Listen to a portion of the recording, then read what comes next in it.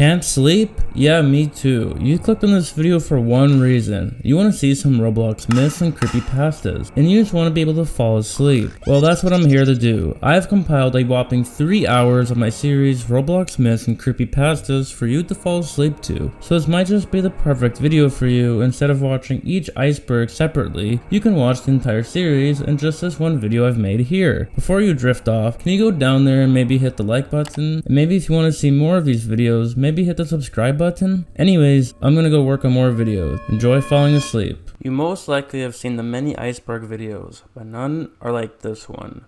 You see, this one will show you a side of Roblox you have never seen before. From dark stories players have come across to certain oddities which are actually real, to the surreal and downright disturbing depths that this platform has to offer. Let's dive into the dark myths and creepypasta iceberg.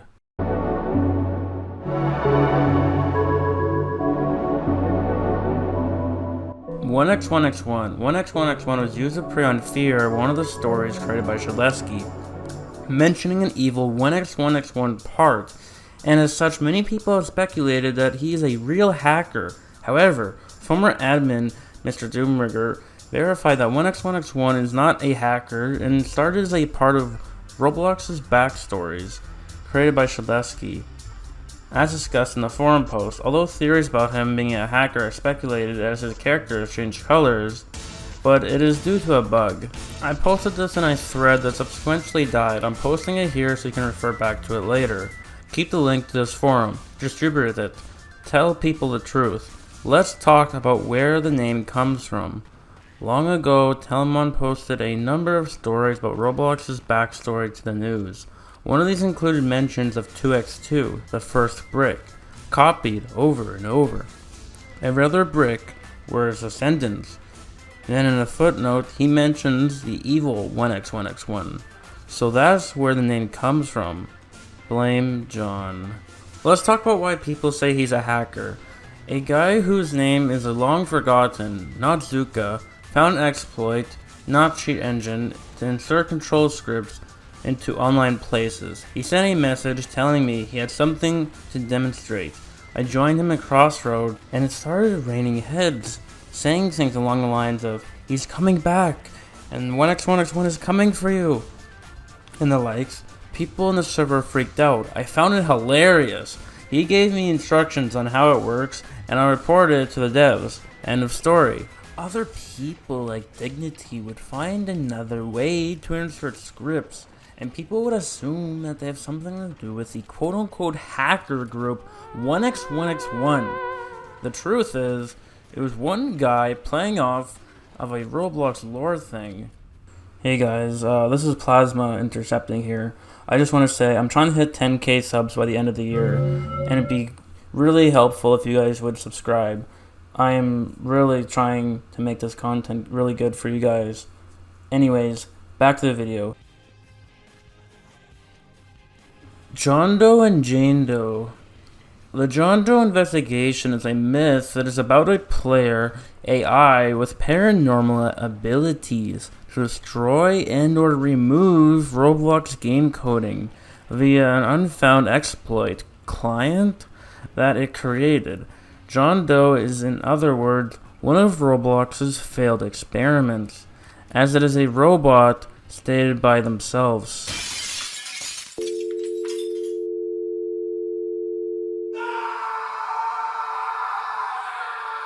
November 27th, 2016.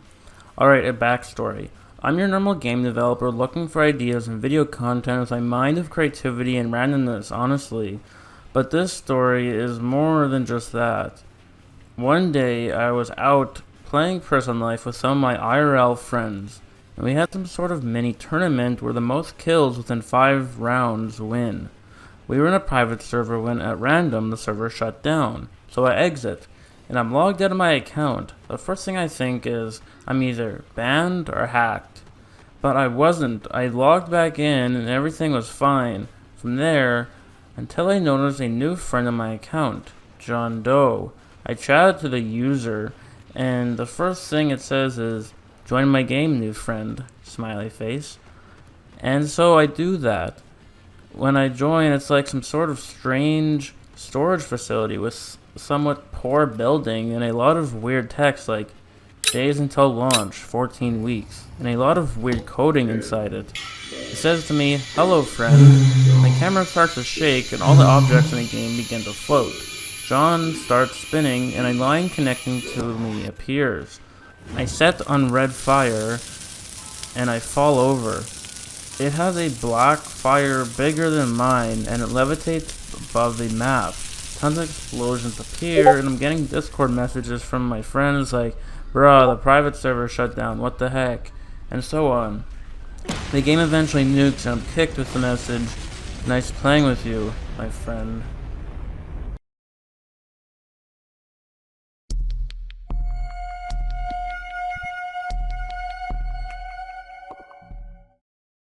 March 18th, 2017. I go on Roblox as any other day, but I notice nobody's online but me. And John? He messages me, "Hey buddy." It automatically launches the Roblox game again, and I'm freaking out. He says, "Having fun?" Smiley face. And the ground starts to crack, and the walls split in half. A demon-like version of John Doe appears, and the character approaches me and slashes me with his claw, and my character dies. When I respawn, my screen is flashing red and white, and I turn my computer off within an instant. I tried warning everyone, but they never believed me. He can't be trusted. March 18th, 2022. Redacted info. This is your final warning. Actually, the accounts John Doe and Jane Doe are official test accounts created by Roblox CEOs David Zucchi and Eric Castle, and they joined on June 25th, 2005. Although their join dates are listed as February 27th, 2006, the name John Doe refers to an anonymous male, and likewise, Jane Doe refers to an anonymous female. John Doe's user ID is number 2, while Jane Doe's user ID is number 3. They are infamous for being mentioned in many different fake hacker stories throughout Roblox's history, and they were mentioned in many clickbait videos, which mostly appeared in 2016 to 2019. A lone traveler. A lone traveler is a popular retired Roblox myth. He has gained popularity due to Albert Stuff/Flamingo, and has several connections to myth hunters, YouTubers, and many developers.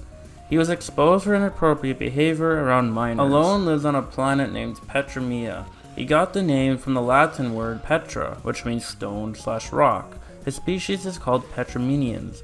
Alone was a survivor of an attack that wiped out most of his kind from monsters which are called guardians. His other versions are different pigments of his skin, which are interchangeable. He has several associates, which he refers to.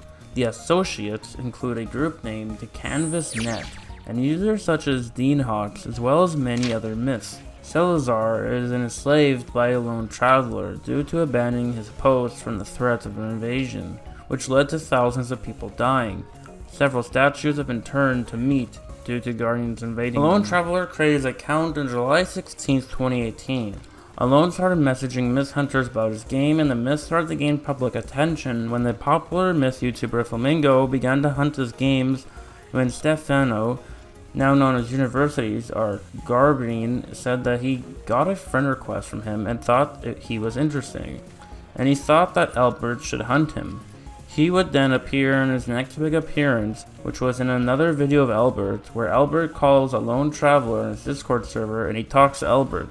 Later on, more characters, Salazar and Alinra, were introduced to the story. In December of 2019, Mugen exposed the owner of a lone traveler to be Stefano/Universities in a video that he made, which also revealed that Mugen also played the Alina character. This was followed by Mugen denouncing Universities on their own group, repeatedly calling out the myth for being a Mugen copy. Although this was a major blow for the Lone Traveler myth, the myth continued as normal until the start from Kazdom's exposure, and later the creation of Myth Containment Agency, which preoccupied the Universities. Finally, on April 10, 2021, Foxicate announced that the Lone Traveler myth would end, and the myth went into retirement, with the Lone Traveler group, Vigilate, and Virtue remaining up as a legacy group afterwards, where similar games relating to a lone traveler were made and merch were sold. On August 3rd, 2022, universities got exposed by Baddie Blood for a long list of illegal and predatory behavior around minors. Universities who owned a lone traveler was also exposed for heinous behavior around minors that he committed on a lone traveler. Gauze, aka Annie Morton Holmes, is a classic myth and one of, if not the largest myth on the Roblox platform.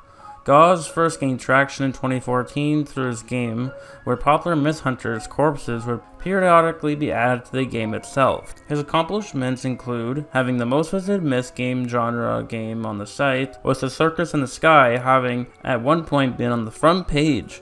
Gauze is also the founder of Collaboration, which is a group known to house some of the most influential and long-lasting myth genre developers, as well as the Circus in the Sky. Gauze popularized the craze of clown myths in the myth genre, particularly after his spike in popularity. Although Gauze was already a popular myth, being active during the golden age of myths, Gauze became even more popular through the involvement of Flamingo and other Roblox YouTubers.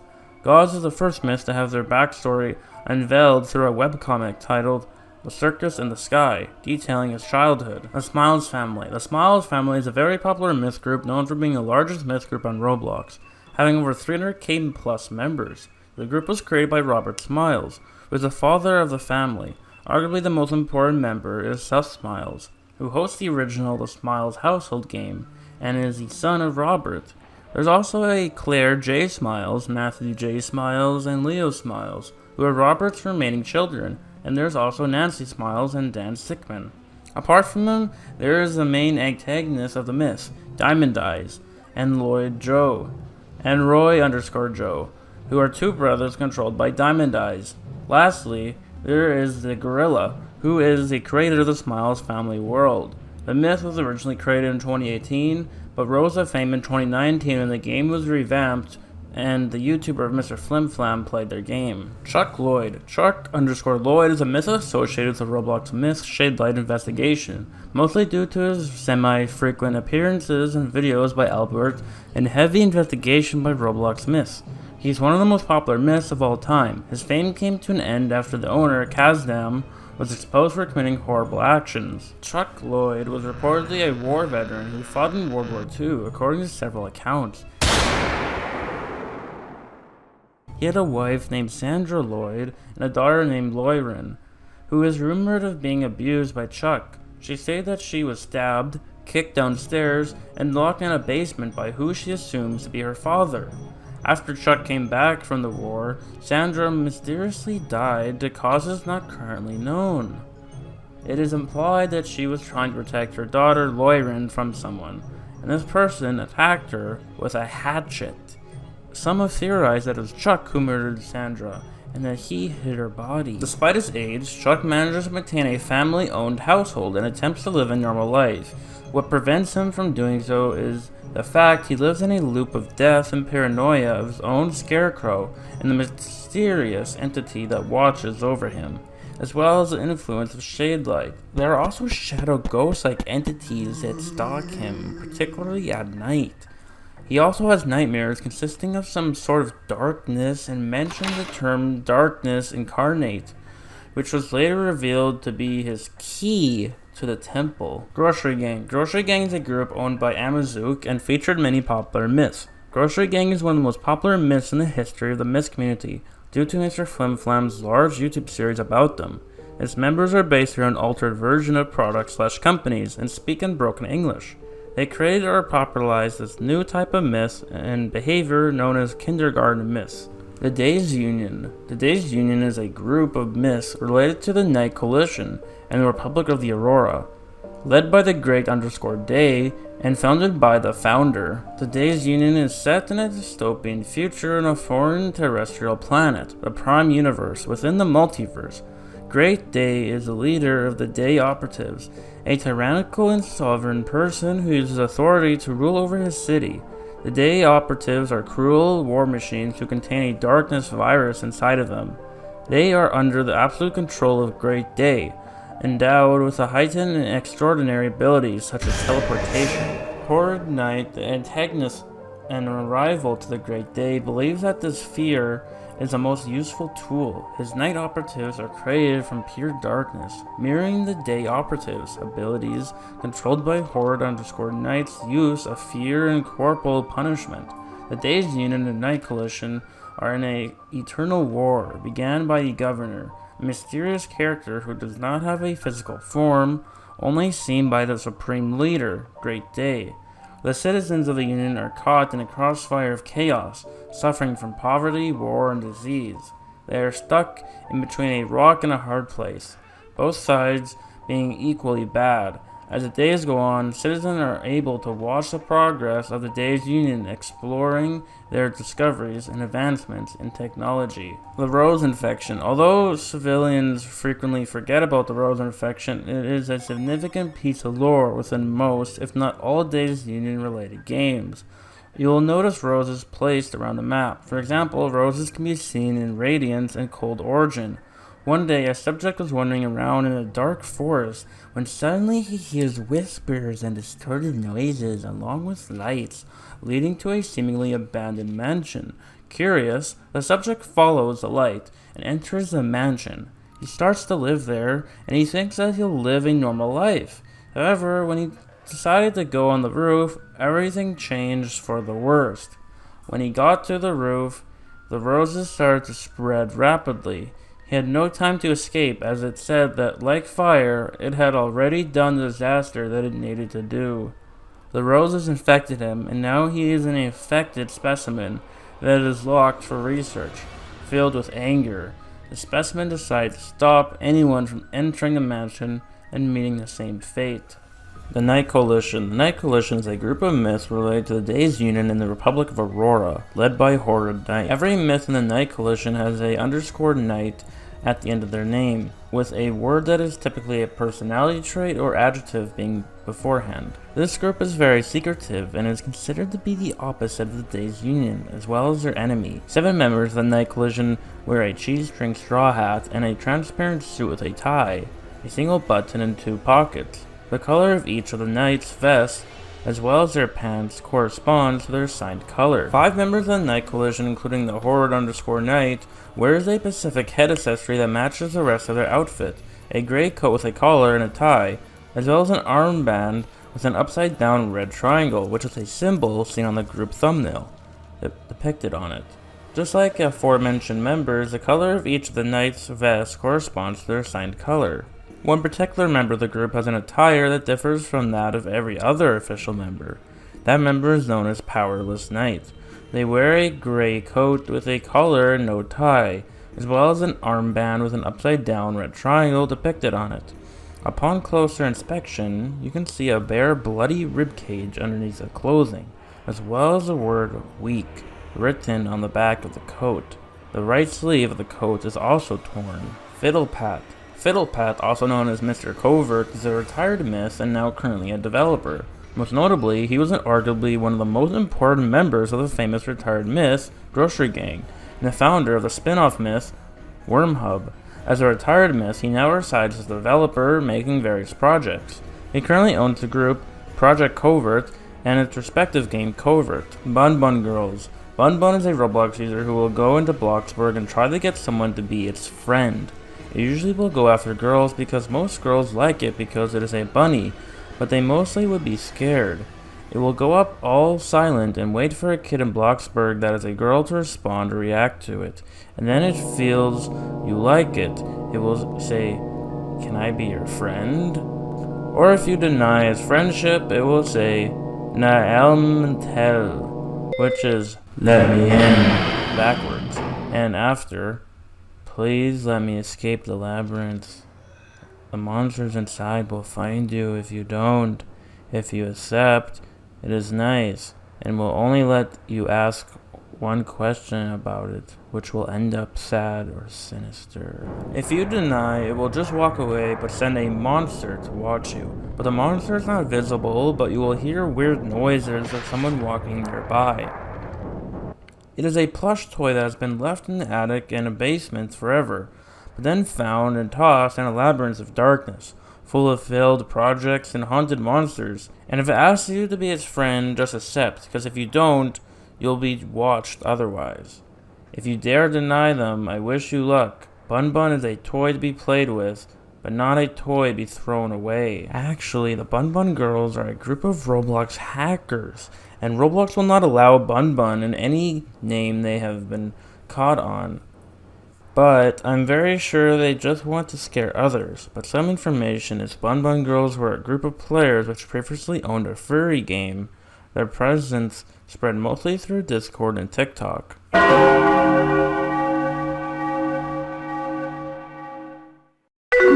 Cool Kid. Cool Kid was mostly notable for creating the Cool GUI and being the owner of the Team Cool Kid. In 2014, during Cool Kid's exploiting, they formed a group primarily used for trolling and exploiting.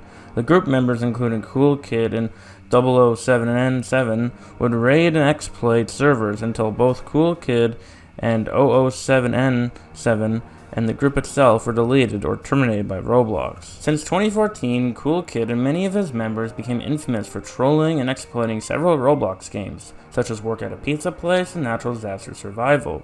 They spread the quote, "Team Cool Kid join today," around the maps. This continued until Cool Kid's termination, which caused Team Cool Kid to split into separate groups.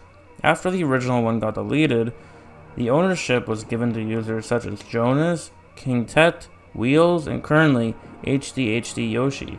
There were many groups related to Team Cool Kid, such as Team Cool Kid 2, TK2, and the reason why Team Cool Kid 2 looked so different than the main was because Roblox kept locking groups with the original name as soon as it got 100 plus members. Thus, CK2's original group being called Team Scrublord with the CK2 tag on November 8, 2018. ADHD Yoshi had quit until 2019 when the group had made its return, but it had become inactive again until Team Cool Kid 4 got funded, which quickly became really famous, thus receiving Team Cool Kid 2 for a short period of time. As of April 6, 2024, the group has over 10k members. However, Team Cool Kid 2 has been officially disbanded/closed. Team Cool Kid 4 is currently the only one still active that can be considered official, due to its past alliance with Team Cool Kid 2. If you want to know what Cool Kid is doing now, his online username is called Zitos, which is now Nate the Neat. Rust_010. Rust became the first myth/myth-inspired game developer to be featured on the Flamingo YouTube channel. This led to Flamingo creating a video series documenting other myths.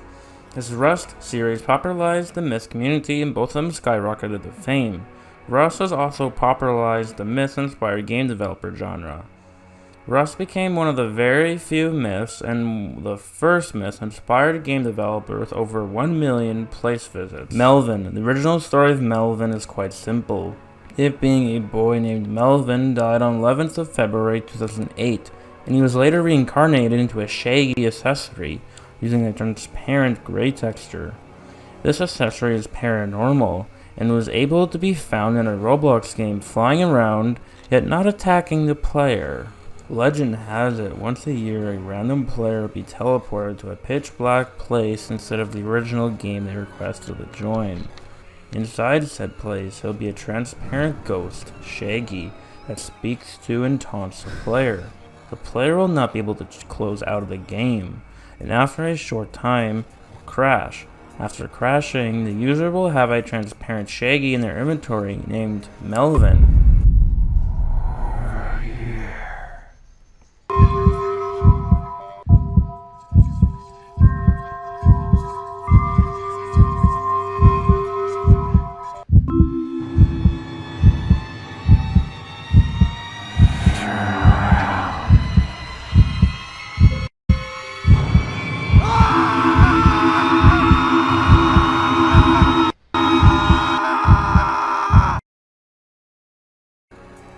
In 2007, a user named Melvin was a very popular guy, with many players knowing his name and were friends with him. He died from cancer in 2008, and Roblox made a transparent ghost Shaggy in his honor. However, it was deleted shortly after. No one knows why exactly Roblox deleted this memorial hat, but it's believed that they thought the idea of a ghost-themed hairpiece was offensive. Rumors spread that Melvin craved the attention, and his ghost was angered So he takes the life of one other child every year. Blox Watch. According to legend, there are white eyes that appear every day in Roblox games. They tend to appear in smaller games, but can appear in more or least popular games as well. There are different types of these eyes which can appear. White eyes are harmless, but the red eyes are the most dangerous ones. They can supposedly get a user IP ban from Roblox. The myth dates all the way back to June of 2017, which was a message of a log of two players where the conversation became available. These two people supposedly spotted the eyes in Roblox High School, and one of them told the other one to run. The message log was then interrupted with no other add-ons, and it was said that these two people had been deleted off the website due to seeing the Blox Watch eyes. A person who shared the message log then went on to say that the eyes are mostly seen in popular Roblox games, and that they themselves have seen them at work at the pizza place. They also added that sometimes if you see these eyes, the clock on your computer can change to January 30th, 2004, 7:43 p.m., which was supposedly the date the Roblox domain was purchased. Moreover, there are rumors that the Blox Watch eyes were appearing in Roblox since the early days, and there were reports of them since 2006. Finally, the myth ends with a warning not to go near the red eyes, which are also called the King of the Watch, because doing so is what makes people's accounts get deleted. At that point, there were many add-ons and series for this legend, and it's unclear which of them had been made by the original creator of the story, and which were made up by other people later on. Guest 666. Due to the age of this myth, the story of Guest 666 has changed many times. Despite this, the general idea of Guest 666 has always been that they were a guest with abilities which regular guests do not have. Many stories also state that Guest 666 is evil, with some stating that he is a demon or a guest, or that they are simply a hacker. Unlike most myths, it is not known exactly when the Guest 666 rumor began, although it is believed to have happened soon after the creation of Guest in 2008. Early on, Guest 666 would not be the only guest-related creepypasta, as there was also Guest 1337 and Guest 0, who had similar rumors spread about them early on. It is not known exactly when this technique was discovered, but at some point people would discover that using browser extensions such as Edit This Cookie would allow the user to be able to change their guest ID. Prior to this, it was likely that most sightings of Guest 666 were by chance. This did not grant the player the ability to speak, or have admin abilities though, meaning this rumor has likely never had an ounce of truth behind it. Eventually in 2017, the popular myth YouTuber Oblivious HD would create a video entitled Guest 666 Roblox Animation. This video would help popularize Guest 666, with this being the reason for many discovering the legend. Later on, a second video would be created by Oblivious HD, entitled Guest 666 Part 2 Roblox Animation. After the creation of these videos, Roblox announced the removal of Guest in October 2017. The myth itself largely ceased to exist as it was impossible to see or play as Guest 666 following the update. The Cult Family. The Cult Family is a myth widely known throughout the myth community. The Cult Family has gone through 5 reformations so far and has history tracing back as far as 2012. The group is public but currently inactive and utilizing a new group called Cult Family Rebirth. Multiple videos created by Flamingo, a popular Roblox YouTuber, spiked the popularity of the Cult Family. Today, several members are deceased in terms of the story. Some are inactive, and many are still active, attempting to keep the Cult Family alive and thriving. It's said that someone would get a strange message from a user named Smile, which would then lead them to the Smile game.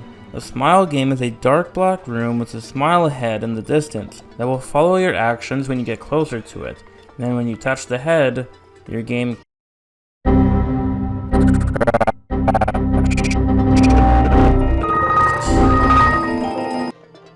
Demon Boy 8929381. Demon Boy is a recurring antagonist on the Flamingo YouTube channel, serving as one of Albert's accounts. The character himself is a malicious yet idiotic entity that tries to become the biggest myth on Roblox. Demon Boy is an idiot through and through. He's constantly failing and trying at becoming the scariest myths, and puts very little effort into making himself appear frightening, both in his character and his own game, which only had blood, trees, and lava jumps, which he considered to be extremely scary.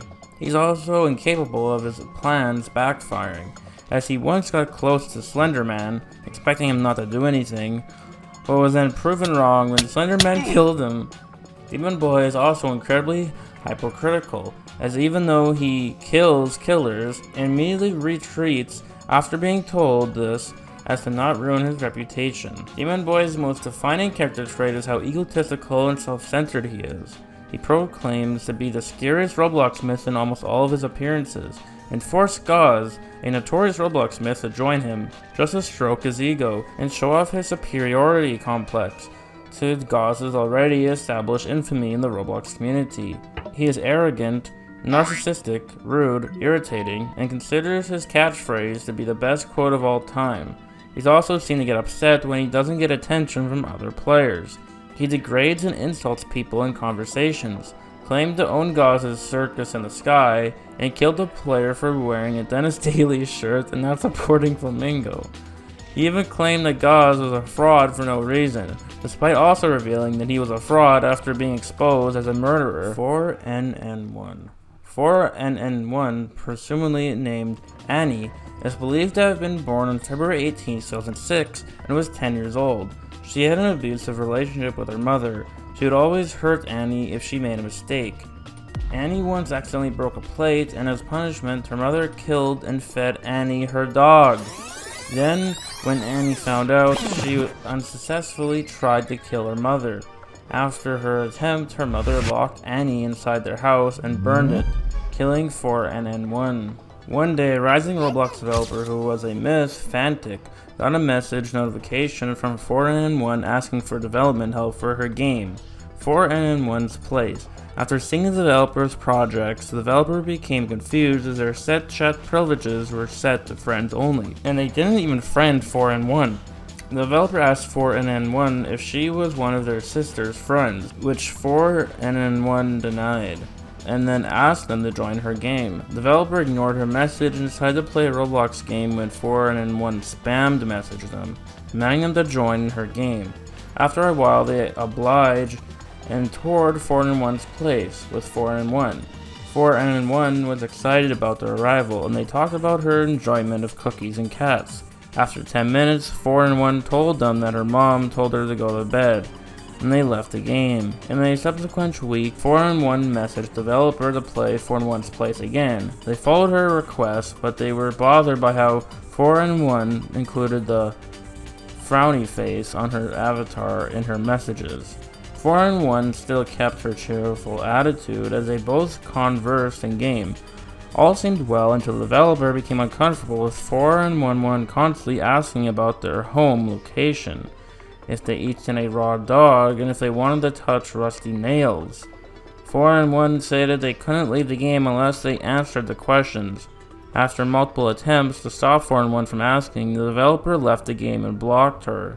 2 days later, 4NN1 sent agitated messages to them along with the disturbing questions from before. She continued by sending messages intended to elicit a response from them, going as far as to say that she was about to die. The developer ignored 4NN1 and was redirected to 4NN1's Place. After trying to play another Roblox game, 4NN1 wasn't amused to see them, asking them why they were disrespectful to her.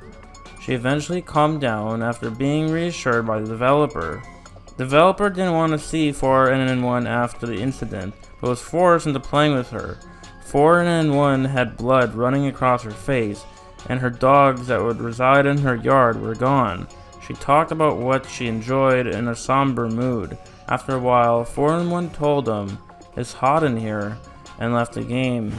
Her house then started burning with a burning black figure inside smiling.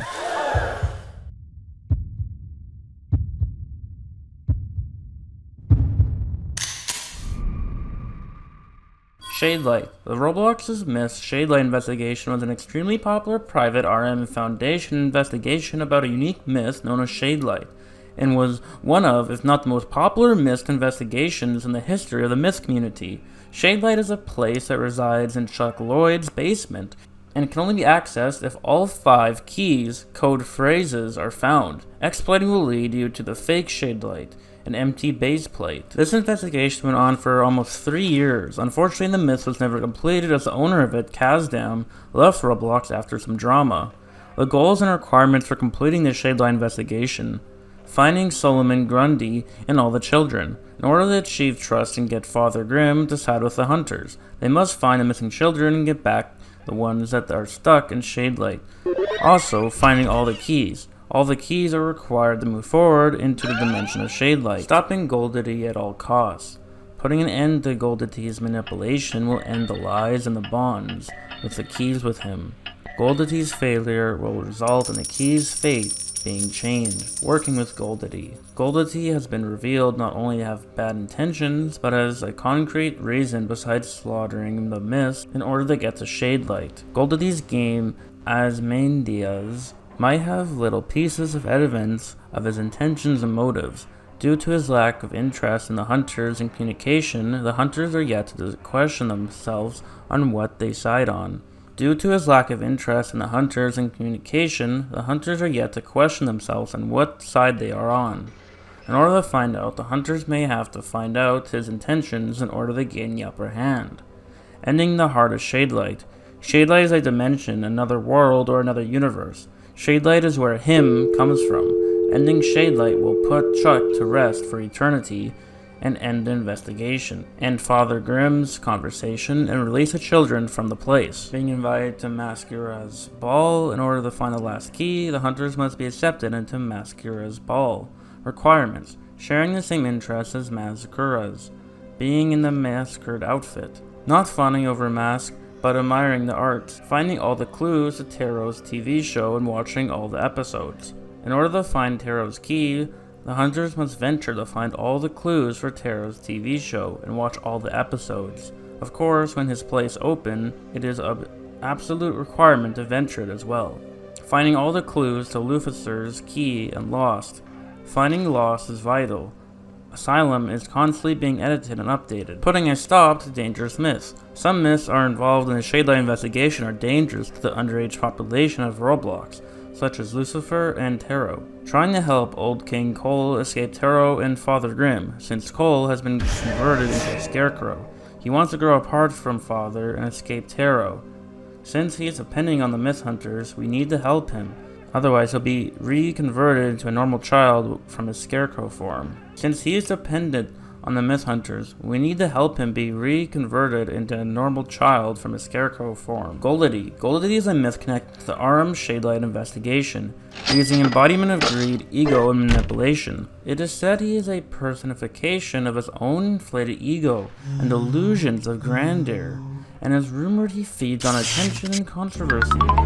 He was almost never online until November 10th, 2019, in Chuck's basement, where he asked Flamingo to go to Father Grimm's place with Chuck to find Lucifer's new key. Taro. Taro is a scarecrow that used to be human. He is dedicated to a show that has an unknown amount of episodes, but only children can view his show. After he is done luring children who watch his show, he converts them into scarecrows to use as actors.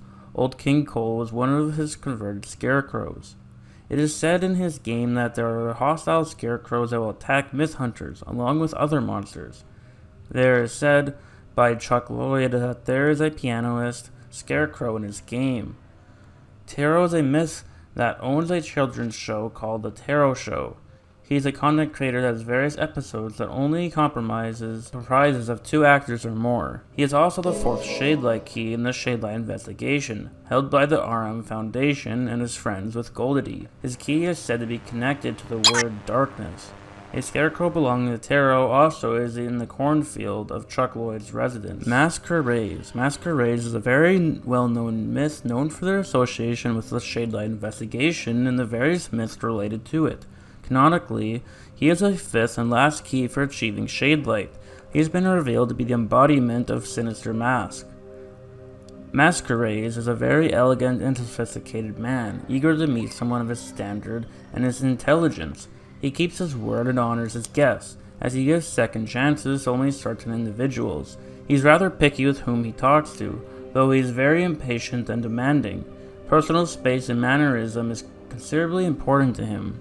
Masquerades is very particular as he has very few interests. His only interests are art, music, and dancing. He associates with a group called the Purple Mask Society that is composed of Masquerade's friends and hunters. He truly only associates with Father Grimm. It is rumored that Masquerades has been alive for centuries, being alive from the residence to the present day. Lucifer. Lucifer is a notorious myth within the myth-hunting community and is regarded as a dangerous myth due to his past incidents with supposed IP grabbing, an example being in Zenzo. He is most known for his affiliations with the RM Foundation's Shadelight investigation. He lures children to his game Paradise and brings them to his game Asylum. He proceeds to track them. Rumors have it that numerous people have disappeared because of this user. Lucifer is well known for being the third Shadelight key myth hunters are currently stuck on. One of the most notable that have fallen vulnerable to supposed IP grabbing was Enzo, a popular myth hunter, after they were both in-game and Lucifer asked Enzo if he lived in France, which was correct. However, this was widely believed to have been public information at the time, and it also has been shown on Enzo's Skype account at the time. Lucifer is an unconfirmed asylum escapist, things, and a criminally insane citizen of France, most likely Paris and or the surrounding area. He IP tracks children to keep them safe, likely for his own personal pleasure. Lucifer only takes in these that appeal to his level of fun by placing twisted games with children. Noli. Noli is one of the most well-known Roblox myths as well as one of the oldest myths, some considering him to be the oldest myth ever. Although this is up to debate, they were first documented in February of 2010 when a forum post about them was created by the user Yale University, and since then has grown tremendously in popularity. Certain beliefs include Noli being a hacker or even a ghost of a past moderator, as well as a cultist. This cultist belief has sparked a few cult myths to be created about Noli, most notably the Cole family and the Void cult. One of the most common explanations for Noli is that the account was created when Roblox was shut down for maintenance, causing the many glitches of the Noli account. The first mention of this theory came from a forum post in May of 2010, and it was a popular belief since then. Another popular interpretation, which was created by the user Chada00, creator of Lost Void, claimed that Noli was a fifth sequence of 1X. This theory claims that Noli was a part of a collective of hackers based around the account 1x1x1, and that his goal was to destroy Roblox permanently. The last notable interpretation of Noli from the early days of the myth was that Noli was a Roblox admin. Some claim that the Noli account was simply a test account by said administrator, or that he is a ghost of an admin. The ghost theory is often also brings up the idea of Noli's goal being to hack and destroy the website. Vault 8166. Vault 8166 was rumored to be a remote server on Roblox where unexplainable things beyond usual are occurring. It is allegedly a secret map run by unknown hackers who can watch or monitor activity between users. It is said that anyone who goes up there can gain access to certain information on Roblox and obtain access to an entire database of installations, GUIs, and programs. This facility is believed to be the birthplace of the most dangerous exploits in the games. Software, bots, or viruses are also stored here that have been placed and hidden into Roblox models or plugins. The intentions and history of this place have yet to be known. On September 14, 2020, the public version of the facility was released. The UI panels within the facility cannot be accessed, and it is implied that some connections to a hidden API network have been disabled. Although it is possible to execute some scripts by chatting leaked codes, the facility is divided into multiple levels. As of date, levels 1, 2, 3, 4, 5, and 7 have been found. Shortly after 45229's account has been created, a legend spread. According to that legend, you would receive a message from Roblox from someone asking you to play a game, and doing so would make your computer crash. Upon logging back in, you'd be forced into a game called You Are a Fool to Run FR45229 OMUS, or From Us.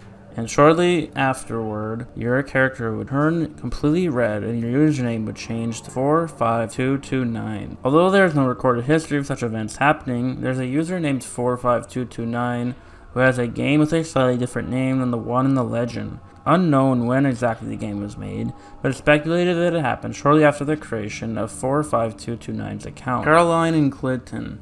Caroline, written as Caroline, is a very popular classic myth, known for her association with several popular myths, most notably gods and the circus in the sky. She created her account in 2012, and currently her story is about her being bullied and eventually killing her bullies. She is also known as the assistant to gods, alongside Clinton. Caroline is known for always being positive and always tries to put a smile on everyone's face. Unfortunately, Caroline did not have a good childhood. She was bullied and had received scars on her face from being bullied, which caused her to be ugly. This is the reason why she always wears her paper plate bunny mask covering her face. It was said that she had murdered her bullies soon after. Wanderers of the Field. Wanderers of the Field is a myth group surrounding silly creatures that live within an alternate dimension to the Days Union. While the Days Union was still considered a myth, they used this place for experimentation and an introduction to another addition to the group. Although this fun group gained lots of attraction, it was barely ever utilized and little content was ever produced since its creation. Hollowville. Hollowville is a myth group centered around the lively town of, as the name suggests, Hollowville. The group is owned by Hollowville Mentor and consists of 4 characters: Larry, Gary, Joey, and Guy. In its first iteration, Hollowville was quite literally a dream world, but has since turned into a unique direction since its sequel was released. Dollar Tree. Dollar Tree, previously Dollar Tree, is based off the US 99-cent store Dollar Tree, and in that regard, it is similar to Grocery Gang. It has gone through many graphical changes, going from a realistic style to a more of a cartoonish style.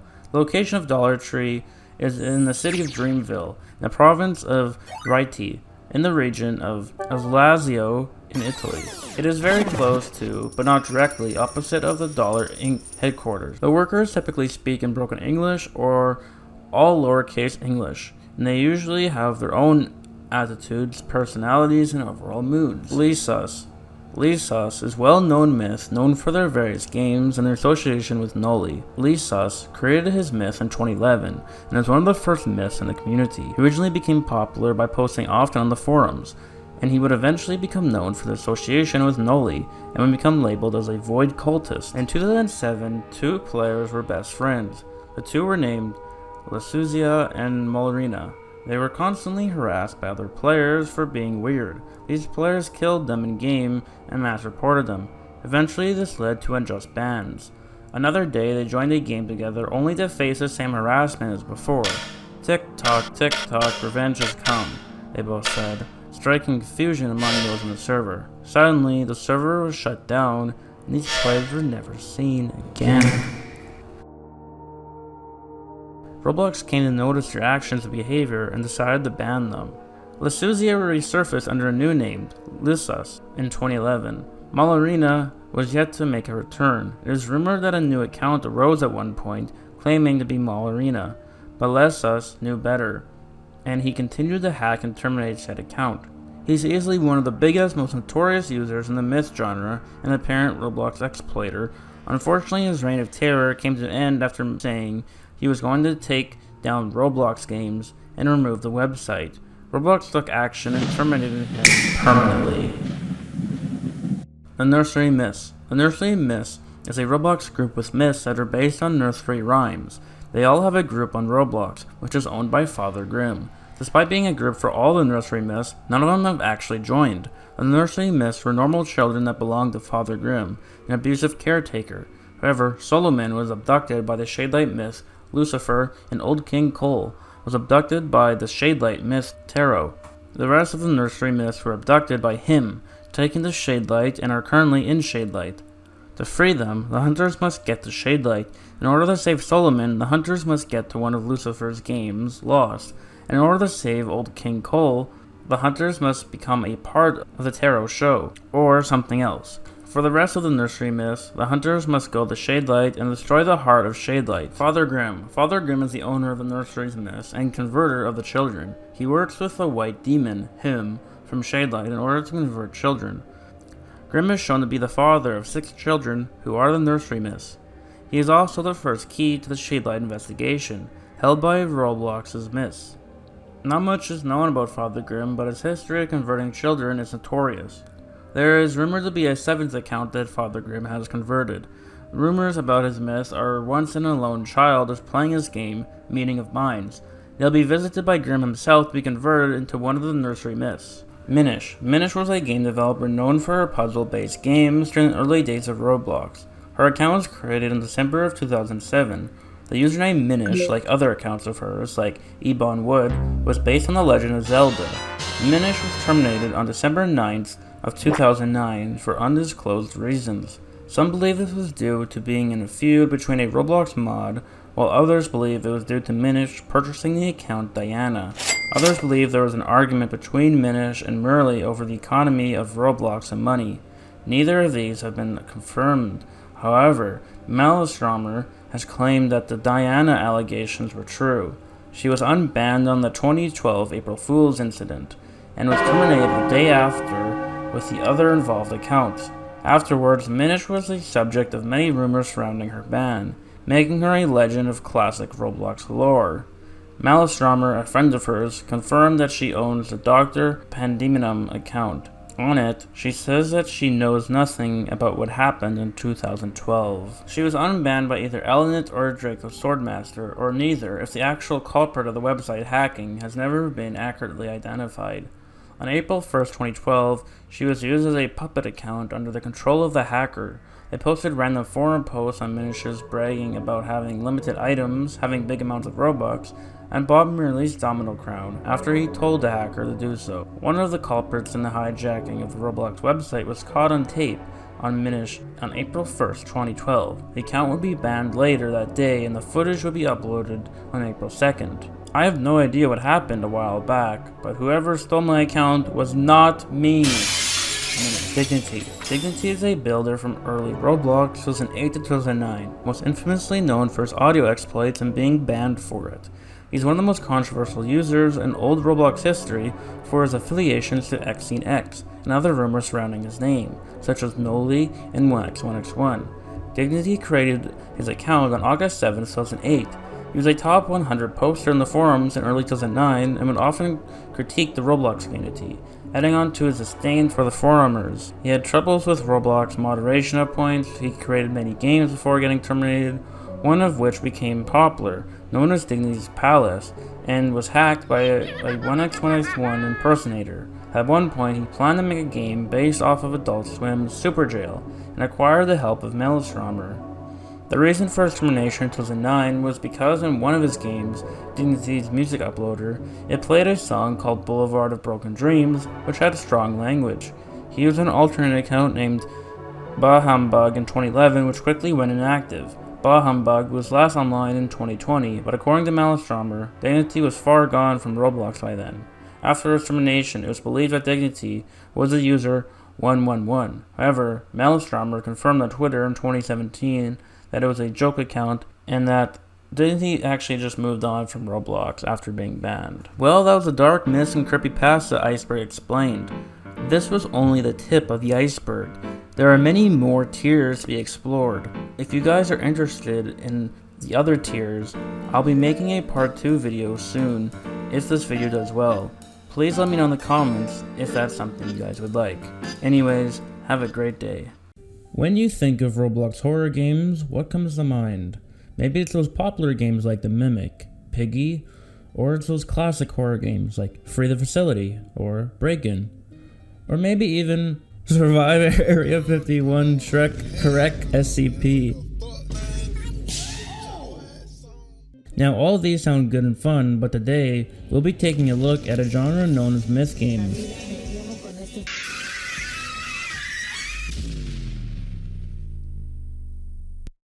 Faceless, The Curse, among others, are exactly what you expect. Wait, what is that? Morgane? Let the beginning of the madness commence. Morgane. Morgane was an unknown age girl who frequently had nightmares happening in different fictional places, involving her own collection of toys and plushes that are the same ones found at Frostbite Reanimated and the rest of their games. Each of these games are the representation of her nightmares. and the player would theoretically be in Morgane's skin, experiencing her experience.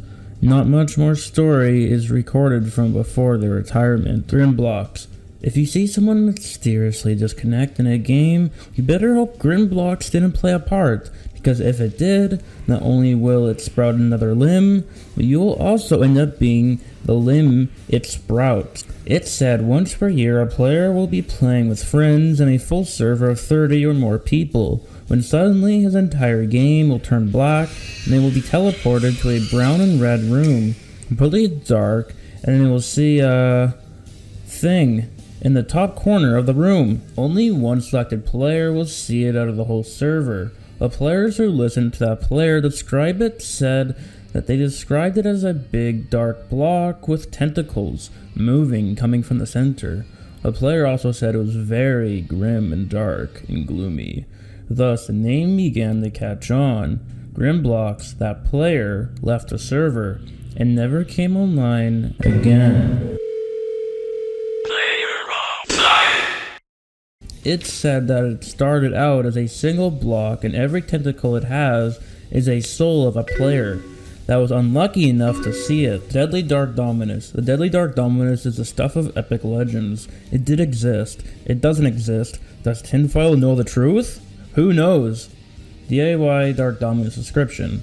Deadly Dark Dominus, also known as a Missing Dominus, is a Roblox item that has a status considered mythical, due to there being a classical debate on whether or not it existed at all.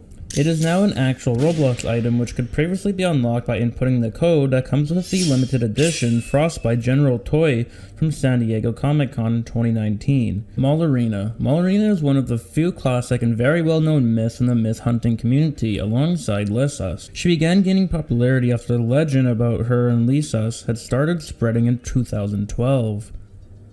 According to the legend, Malarina was Lysas' friend, who alongside him got bullied and falsely reported on a daily basis.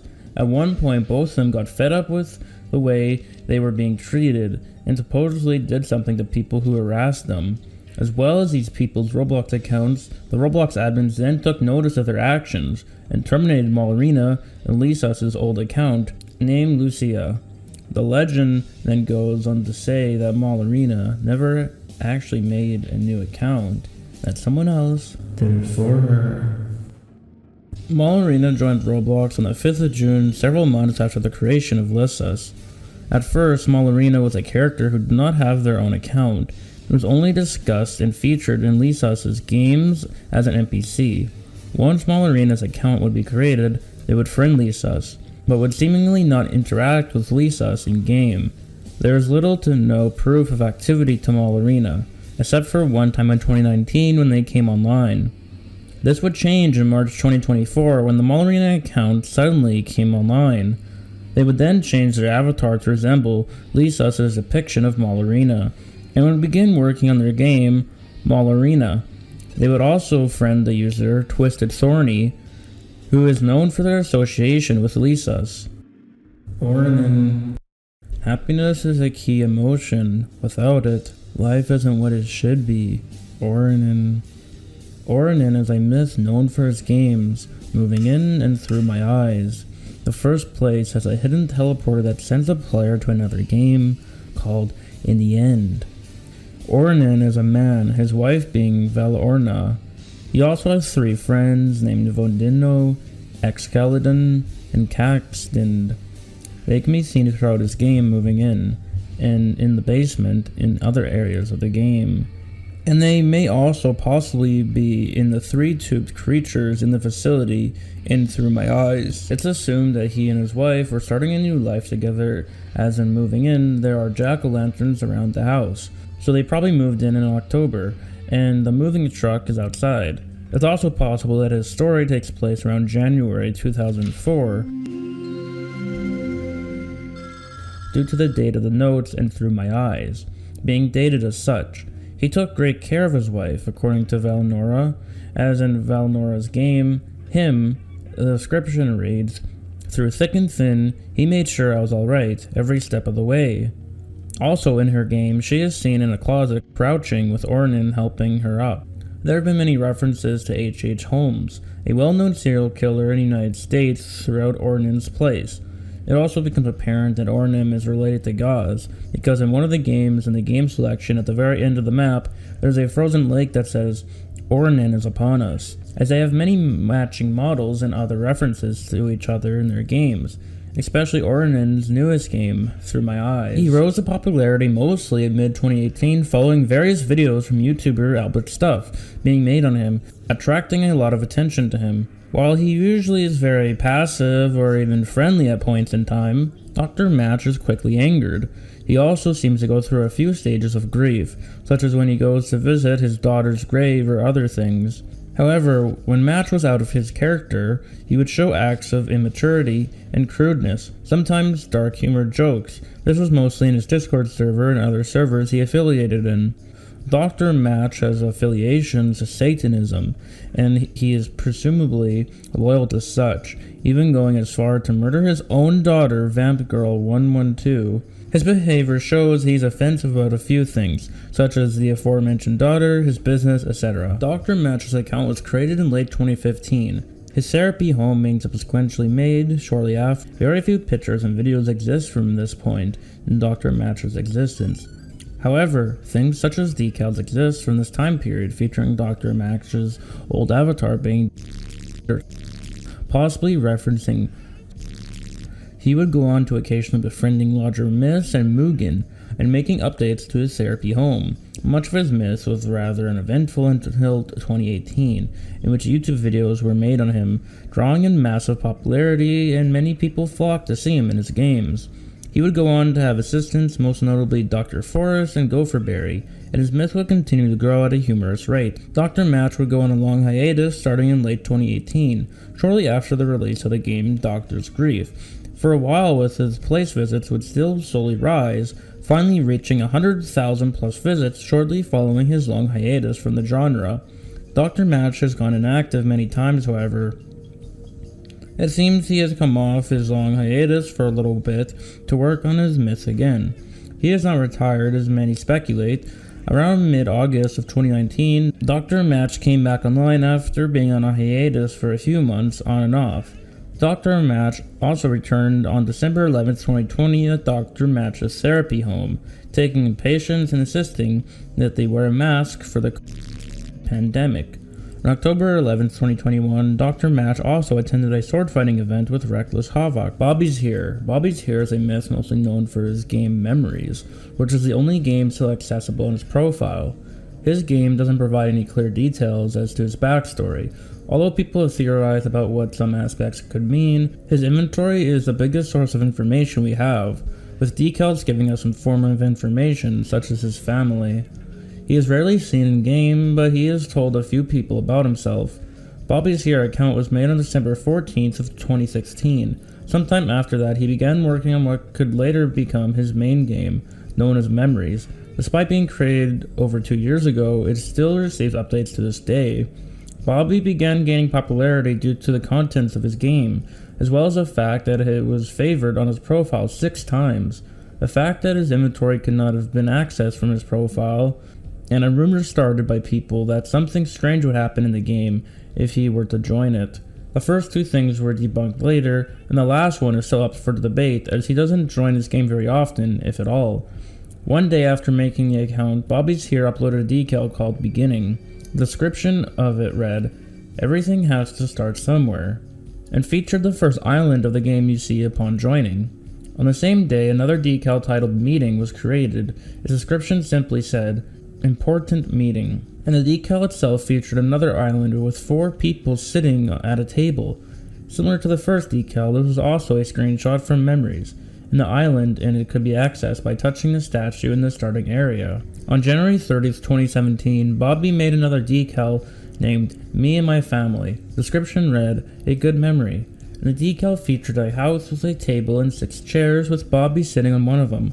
Strangely enough, he was the only one in the picture despite its name. Just like the other 2 decals, the place you could see on the picture was from his game My House, which could be accessed by unlocking an area with the portal in the main game and going through it. February 3rd of the same year marked the day when another decal with the name Hometown appeared in his inventory.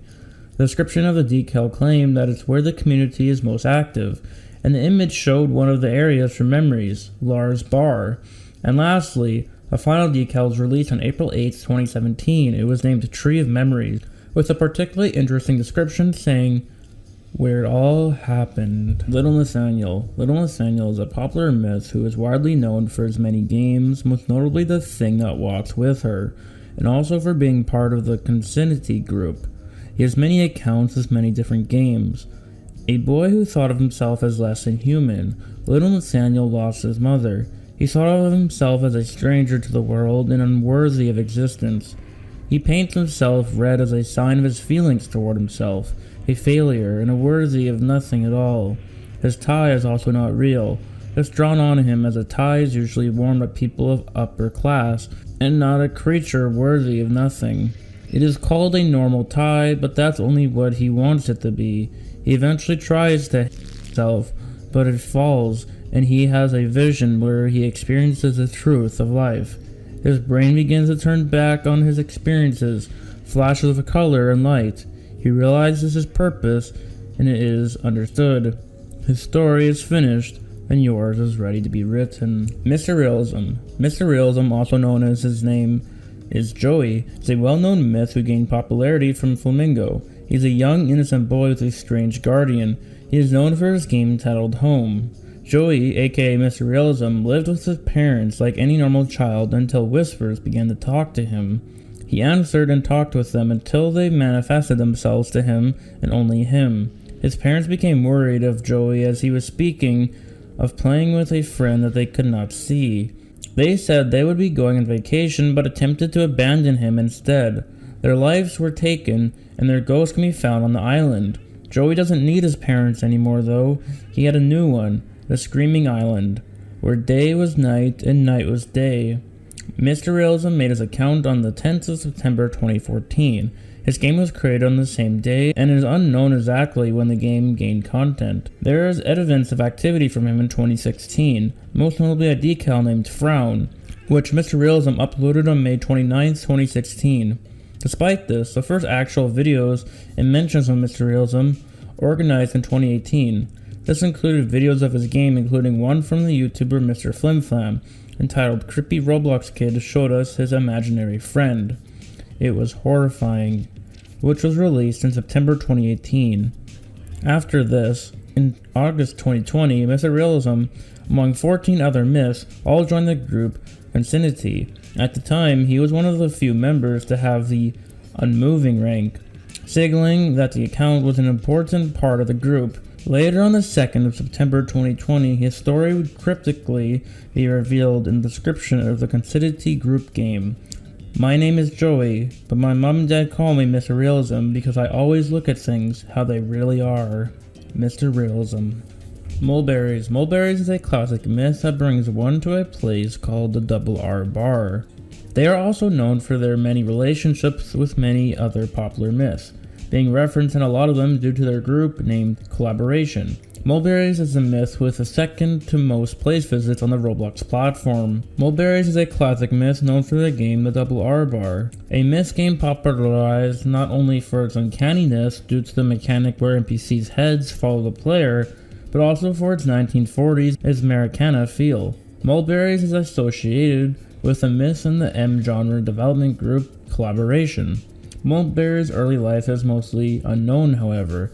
Mulberries has mentioned their parents being gone and being left on the street, due to the fact that the current date is 2013, and Double R Bar and Mulberries is 21. It can be inferred that in 1997, Mulberries was 5 and was not on the street for long. Randy Stoneley then picked up Mulberries at this time and took them under his wing. It is unknown what Mulberries was taught, but due to Mulberries referencing history a few times, they probably had an education. In the boxcar, a few lines of text can be read which point Mulberries to being a dreamer of some sort. A piano is adjacent to the text on the wall, and it can be inferred Mulberries is a ragtime player with a dream to own their own bar. In the circus in the sky, In the kingdom of Sunosis, references to mulberries, owning a bar, and being a ragtime piano player. Cult of Vin. Void in Daycare is an ex-myth group surrounding mental health and awareness. It is known to have taken inspiration from games such as Pride Isle Sanatorium, utilizing similar sort of gameplay and storytelling. The following text is on the description section of their Roblox group. Welcome to Voidkin Asylum. Voidkin V1 is an art project that functions as a game. Enjoy the bizarre reality. Voidkin Daycare services include the following: apple juice, horrific entities, utilities that require parkour knowledge, and more. Official Cult of Vin group, founded and owned by Punch the Internet, Vin. Be in your cells before hour 18. Who is Vin? Vin is a psychic deity who has taken reign over a pocket dimension in the void.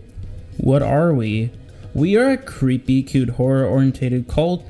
Vin has called us into the asylum as we are ill. The asylum sends a distress signal from your telephone line. There is no way back. Learn to survive. We do have disturbing monsters and loud noises in game. We hope you enjoy your stay. You'll be here for a while. I hope you are comfortable. We offer professional resources for mental health on our social links and a community of others who can relate and help you. 777. Angered Fish. Angered Fish is a myth who is a part of the Ocean Terror myth, along with other fish people that he is friends with. He's also a myth legend in the Robloxian Myth Hunters group. Angered Fish runs a facility that Good Puffer, Grateful Solomon, and Angered made. Angered Fish was the first account created in the Ocean Terror myth. Angered Fish has a fermented mutated form called Finn, who is very rarely seen in game. In the video encounter posted on Good Puffer's channel, Angered Fish got lost after leaving the facility to go on a trip, possibly to Singapore, and found Dr. Connord, who asked Angered if he wanted to help him find a submarine in the nearby abandoned oil rig, which could hypothetically take them back to the facility. Good Puffer. Good Puffer is a myth that is known for being a part of the Ocean Terror myth, alongside Angered Fish and Grateful Solomon. He is one of the builders of the facility, and he has been involved since the beginning, alongside Angered Fish. Good Puffer and Angered Fish created the game Ocean Terror in collaboration because, according to the creators and Q&A, they wanted to make a silly, fun myth. The inspiration for everything being aquatic theme came from the Ufool, the creator of Angered Fish, was playing one of AMB's, the creator of Good Puffer games. When they saw a fish in the game, he decided he wanted to make a myth too, and made the Angered Fish account. AMB saw this and decided to add onto the idea, making a Good Puffer account, and the myth blossomed from there. Des Mars. Des Mars is a former myth turned developer depicting her mental state, trapped in a coma after a school incident through their game, Mind Murder Place. She is known for having unique style, music, and behavior outside of her games. Des Mars is in a comatose state after the events of many presumed to be a school She is accompanied by 5 related myths, which have the title of Mind Murder Hiccups in the Myths Discord. Though they are often just referred to as hiccups, the names of the 5 are D8SD, E9F1, C76T, A8S7, and B78S. It is assumed that these 5 are imaginary friends that Des Mars has conjured up during her coma to keep themselves company. Though they may be representations of friends she had in the real world, they speak similarly to Des Mars and have the same childlike excitement. Des Mars is well known for her childish and ill-minded behavior.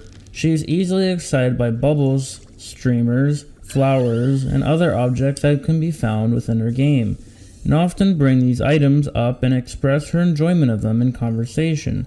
She and the hiccups speak in very short, often fully capitalized sentences that can be hard to understand due to their brevity, and frequently typed in keyboard smashed gibberish. Due to the traumatic circumstances that led Des Mars to her current state, her reaction to the color gray, and the panic she and the hiccups go into when they believe they see the gray man, we can assume Des Mars has PTSD It also has been speculated that she may have synesthesia, a mental disorder where the stimulus of one senses results in the stimulation of other senses and or experiencing senses for abstract concepts, such as flavors for words, visualizing time, etc., due to the nature of her games. Dollar Inc. Dollar Inc. is a group owned by Dollar Shipping, the current owner of the myth Dollar Tree, which has been documented by Flamingo. Dollar Inc. was founded by Dollar Shipping on June 3, 2021. However, it did not start officially until June 21st of 2021, when the group was created. The group grew rapidly and reached 1,000 members within 3 months. Specifically, on the 28th of August 2021, workers and council members were given early access, presumably for the final testing. A few days later, the headquarters were opened to the public. On the 20th of August 2021, the dev forum development page for the headquarters was created. Salazar. Salazar is one of a lone traveler's friends or prisoners, who is most likely abused by him along with Yorna. He is described by a lone traveler as afraid multiple times. His personality seems to be quiet and scared of a lone traveler. He is also shown to be more rude and sarcastic when a lone traveler isn't present. This can be shown in the Yuko show. We haven't gotten any response from him, so we believe he must be dead. He was probably killed by a lone traveler since we haven't gotten any updates on him.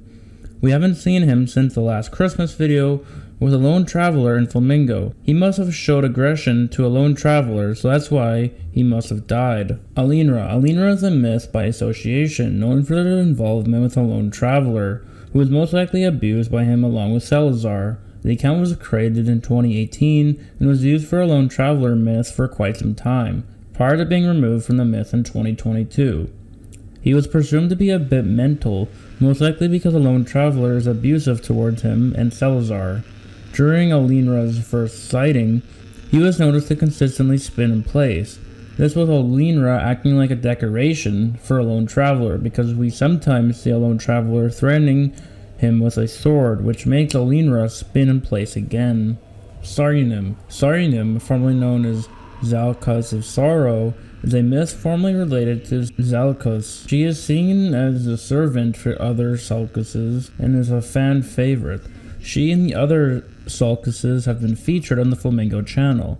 She is now related to the district forces in Vigilate and Virtue. Saryanim, back when she was still Zalkus of Sorrow, used to be mainly quiet and afraid of other Zalkuses and unknown people. She speaks when she gets told she could, but other than that, she is silent. Delron. Delron, also known as Paul, is a very well-known myth due to his game and behavior around others.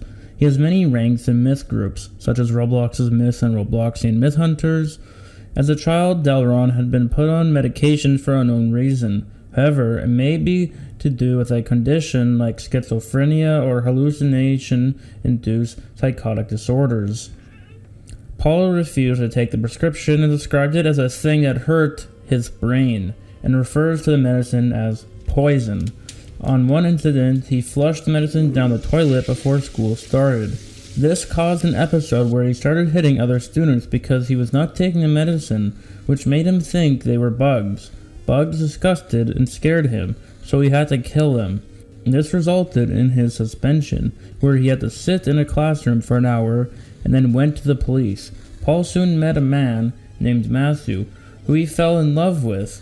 Both cared for each other very much, but Matthew had to deal with Paul's condition and the burdens it had on their relationship. Soon Matthew started feeling scared of Delron, and he had locked himself in the bedroom crying as Delron had been throwing things at the wall.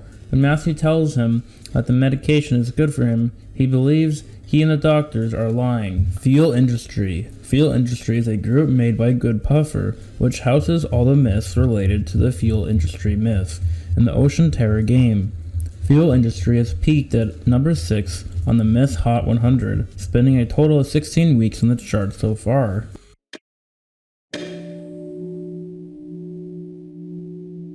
Greg. Greg was an early Roblox account that was compromised and then sold to another user in early 2017. The account was later terminated on March 21st of 2017. It was subject to a series of rumors mostly spread by Roblox YouTubers during 2017. In 2017, a large number of early Roblox accounts had their verified emails publicly leaked. As a result, people began trying to find passwords to these emails and send a password reset to it. This is most likely the reason Greg's account was compromised. It was said that in March of 2017, the same month on which the account had been given a new owner, Greg's status and place were odd and eerie. However, in the only available video with Greg, he seems to just walk around in circles without saying anything. All of this is understandable due to the nature of the video. In 2017, a large number of early Roblox accounts had their verified emails publicly leaked. As a result, people began trying to find passwords to these emails and send a password reset to it. This is most likely the reason Greg's account was compromised. On March 10, 2017, a user by the name of Dicycle sold Greg's account for $200 to the user called Noceum on a forum known as Vermilion. During that year, like John/Jane Doe, many people began speculating that Greg was going to hack Roblox on March 24, 2017, due to the strange blurb and place he had at the time. Popular Roblox YouTubers started making videos about this topic as well, until Greg got terminated on March 21st of 2017. Contrary to popular belief, he was not terminated for hacked threats, but instead for being a compromised account. On March 20th, 2017, a person by the name of Liam Doe posted a YouTube video playing as Greg, titled, "I baited you all." This title is referencing to the fact that the quote-unquote hacking was all a hoax, and many people, including famous YouTubers like Dennis Daly and PokeDigger1, fell for it. Similarly to the community, the owner of the Greg account supported the fake March 18th series. It made it look like himself was going to do something similar at a later date, which didn't happen. Gopherberry. Gopherberry was a popular myth who gained infamy for being reputed as dangerous due to IP tracking. Her games had themes of heartbreak, abuse, and mental illness. Gopherberry was a rather well-established myth within the community. She is well known for having her large connections to other myths, along with her violent and mysterious nature towards most myth hunters. She was known to be active on social media such as Discord and Twitter. Gopher transitioned to female sometime in 2019, which is why her account changed from what used to be a male myth. The in-character story of Gopherberry is poorly known. There are little indications of how Gopherberry grew up, but what became clear from her history in the myth community was her quote-unquote stalker persona. Though the IP tracking controversy and games featuring themes of relationship-related desire, she constructed the story of a stalker who wanted to possess her victims, presumably female in some manner. Nonetheless, it should be noted that Gopherberry seemed less concerned with the storylines and more concerned with symbolism. Dr. Aldra. Aldra the Builder, previously known as Dr. Aldra, is a myth that is known for his relation to the Saint Abida tribe. He is also known to be the original creator of the Realm of Nine Portals. Aldra the Builder, at the time called Jemzi Jamid 123, was created on the 1st of February 2015. Later in 2018, Aldra joined the Saint Abida tribe and changed his username to Dr. Aldra.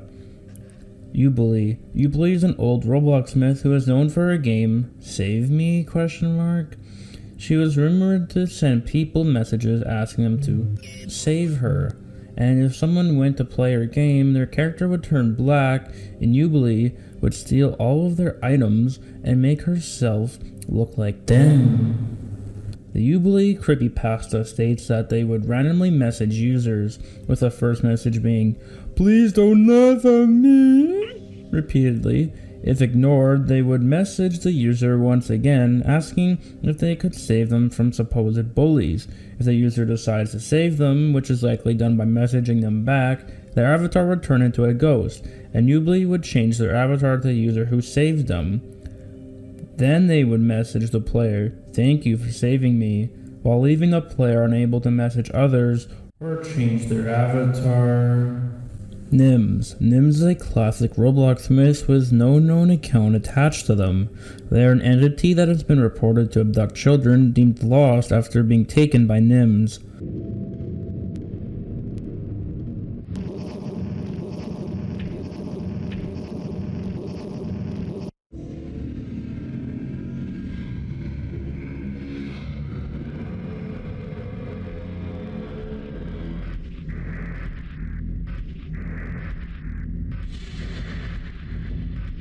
NIMS is one of the first myths to be investigated by Roblox's Myths, all the way back in 2009. It was because of multiple reports of abnormally large creature lurking near places, specifically with a decent children population, and multiple missing person reports where they have been last seen in situations where they were alone or upset in some way. It is theorized that NIMS manifest more in children who have been affected by negative feelings, varying from sadness to rage. It is unknown if NIMS' ability is limited to only children or if it prefers them more than adult individuals, because children are more common to express feelings instead of containing them. NIMS' origin or reason for why it abducts children is unknown. Juke. Juke is a well-known myth in the community known for his game. He lives in Dave and Drag, a black and white town that burned down several years ago. Juke was created on the 8th of October 2012. Despite their account being made in 2012, it is extremely likely that the account began to become active in 2014, as most of their older Juke decals were created then, and the first mentions of Juke arose then. It seems that in the early days of the myth, Juke was somewhat active, with them getting more and more inactive as time went by. After 2014, the next major time they were active was in 2018, when the YouTuber Mr. Flimflam covered Juke. This led to an image from a Flamingo video getting added to Dave and Drag, which caused Flamingo to once again cover him. Around this time was also when Juke friended the user Darwin.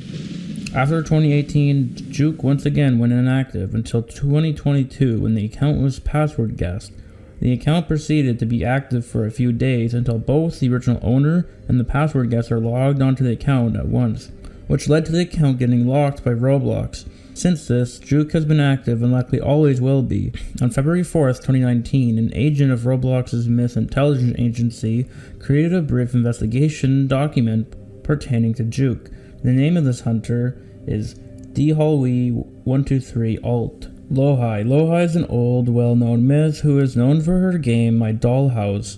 It is a game based around a dollhouse, and as you progress, it gets darker and more mysterious. According to Lohi's description, it seems that Lohi passed away in real life. Lohi is a girl that has a dollhouse.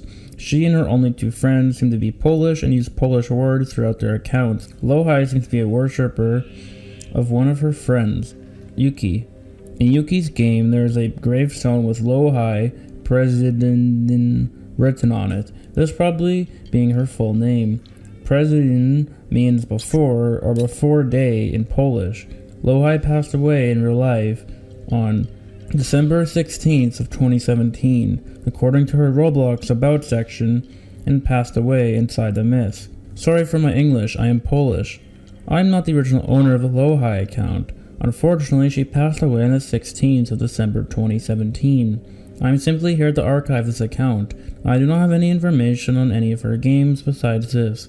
Her friends' accounts are not owned by Lohi. I cannot tell you who I am for my privacy. Thank you for your understanding. After this, Lohi would gain much attention due to the owner supposedly being deceased, with her also gaining some attention when the Roblox YouTuber Mr. Flimflam uploaded a video playing Lohi's game in April 2018. Later on in 2021, Lohi would become extremely popular on TikTok, which had doubled her 150,000 visits. Wilson Gray. Wilson Gray is an old and active myth who is known for his game titled Welcome Home, as well as making an appearance in Roblox's Myth Containment Facility. Wilson Gray had supposedly been playing Roblox ever since 2012, however his account didn't exist until 2014. He used to be a school guard that was soon injured by Nitherus. Wilson lived in Buffalo Lake, Canada, along with his many friends and loving family members. He claims to have a fuzzy memory of what happened in his past due to an injury caused by Nitherus. He was taken to a house where he would remain captured to escape Nitherus and return home. He would need to do a ritual. This ritual required dead bodies, which Wilson would obtain from unworthy visitors. Wilson would do the ritual in his basement, where he would have corpses and candles around him as he would lay on the floor. Black Sundays. Black Sundays is an old Roblox myth who is related to Nimoy and had a game with a puzzle that has never been solved due to the termination of Black Sunday's account. Not much was discovered of Black Sundays before its termination in 2011. What is known is that in his game there was a puzzle that was never solved. When a person would get close to solving the puzzle, Black Sundays would join the game and persuade the player to stop their efforts. If the player refused and continued hunting, their account would be banned and terminated by Roblox. Black Sunday's account was made on the 2nd of February 2011, making him one of the oldest myths to be around. His game was made on the same day as his account, and was last updated on the 7th of February in the same year. On the same day as the last game update, Black Sundays was terminated due to unknown reasons. I'm the QA guy. QA is a Roblox user who gained popularity in 2017 due to the theories made about them during the John and Jane Doe hacker hysteria. Although often considered to be a myth or creepypasta, the account had a genuine use by Roblox. QA is a myth with the most followers, having over 600,000. QA was originally a testing account for Roblox and later became more of a myth with John and Jane Doe. Their name could possibly stand for quality assurance or questions and answers. He was also one of the only few users on Roblox to have a 2-character username. Sometime after, his account created 2 games. The first one was DFGSDFG and SDFGFDG. But something strange happened when he joined games. When he joined games, what happened was everyone's graphics would turn back into 2005's graphics, and he could access one player's servers even if someone else is playing on it. QA was the second account to join Roblox. However, it was replaced by John Doe and was given the ID of 6. The account was created on June 30th, 2004, and was a testing account used by David Baszucki and Eric Hassel, who sometimes used the account on the forums. Around 2014 to 2015, he had his account password guessed by unknown user and ended up getting terminated. QA was on ban January 7, 2021, but for unknown reasons, sometime in 2022, the account ended up getting terminated once again. Napoleon is a popular myth known for being featured in some of Mr. Flimflam's videos. His games are quite gifted with unique advanced storytelling and generally being really well developed. Napoleon would only be active a few times a month due to unknown reasons, but would eventually be terminated. Napoleon seems to be a version of Napoleon Bonaparte, except he is haunted by his demons. He possibly has sleep paralysis where creatures stay in the dark around his house at night, possibly being inside a dream. The land that his house resides on was once owned by a tribe, who appears later with a cannon used to destroy the home. L40T is a myth known for their game Meat Circus, which is an amusement park-like game made of meat. The Meat Circus began when L40T's aka Liz's heart had grown outside of her body. Then G. Tyler 2001 arrives conveniently. He told her that it was possible for her to stay alive if she protected it. An unknown friend and her went to go find a place, and they decided on an abandoned sewage treatment plant that would soon become Meat Circus. Unfortunately for her friend, after the flesh began to grow, Tyler said that they needed to sustain it with blood of a man. They trapped her inside of the circus, where she remains to today. Akamana was created along with Man of Oyu at an unknown time. The two were made to be opposites of each other, aka being the bad, Vohu being the good. The two would fight for centuries, always resulting in a stalemate. The two were known to be the acting forces of multiple universes across many of the Cult family timelines as demons. Akamana, during the Cult family timeline, has been cited to be the cause of Smith's cult's downfall and becoming the Allfather of the family, aka would sit in the shadows watching and pulling the strings of the family under the guise that Smith was the one. However, it was revealed that Aka had a fascination with how the family developed across multiple timelines and apartments. Over the decades of Cult's family, they would watch and haunt the family. During David's bash to the head, they used this as an opportunity to allow David Cult to speak to Smith's cult. At this point in time, aka Aka, currently haunting for unknown reason. During the events of Enigma, Akamana would be taking a spot in the apartment room. It can be seen through that this apartment room was actually empty and was vacant in an earlier version. During Albert's video, the first event of the apartments occurs where a murder occurs directly across the room where Albert is staying. Jimmy would soon enter the apartment building after winning a card game and take up a room, apparently investigating the case under the impression that there was something else involved. Antichrist/Rust_TrustP. Antichristus, previously known as Rust Trust, is a Roblox myth known for their unique games and storyline. The Void Cult. The Void Cult is one of the myth groups known for praising the myth Noli, with the Void Cult being the most popular one. The Void Cult is currently the largest active Noli worshipping group on Roblox. As previously stated by the Void Cult is more of an ARG than a Roblox myth, but still considered to be a myth in the broader sense. However, it is not considered to be a part of the larger myth community due to rampant toxicity and drama. A long-lasting, persistent cult consisting of formerly regular Robloxians, which has now become an overruling presence of worshippers of what many believe to be a once-deceased demigod equals Roblox site admin, who has long since ascended to a higher plane. They believe in Noli and the use of void wizardry, guided by the void and the wrath of Noli. They are more communal and have a fairly complex society, being the second largest Roblox clan and also being more modern than other factions. The Void Cultists are also known for their diversity in both equipment and culture aspects, most of their members coming from other tribes and ethnicities of Robloxians. Many who find themselves in the cult are exposed to frequent sacrifices, tournaments, and experiments. Things may seem happy on the surface, but deep down, the crevice is a dark, remarkably sadistic society with teachings of witchcraft. They ignore the aforementioned beliefs of an old world to return to, either by choice or by force. Gathering of Followers, later known as Not Citadel, was a group created by Lord Beelzebub, at the time known as He Who Should Not Be Named, sometime around late 2018 to early 2019. It was a highly popular group in 2020 due to Flamingo making a video on and documenting it. Despite this, a story behind the myth was never actually properly found out about. On January 7th of 2022, the group was officially closed and abandoned and is no longer active. Him.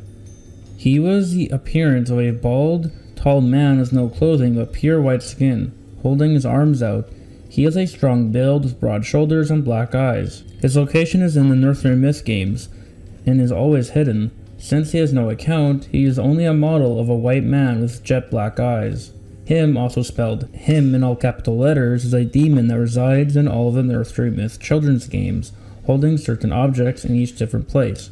He's also the gatekeeper of Shadelight, and is a person that commands Father Grimm to convert normal children into Nursery Myths.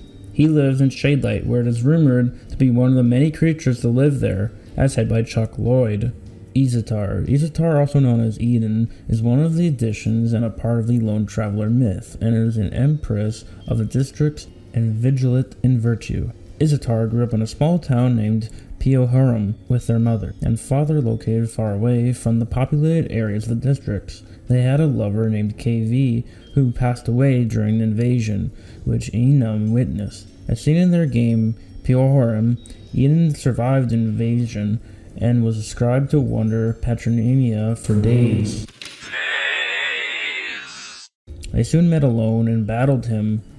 Alone was said to propose after they got along, and they are now engaged with him. Foxcate. Foxcate was a lab experiment created by a Lone Traveler, also the first general of the district forces and vigilant in virtue. While a Lone Traveler was patrolling the districts, he encountered a fox. Any type of animal in the districts were extremely rare. Logically, a Lone Traveler ran after the fox and killed it to harvest its DNA.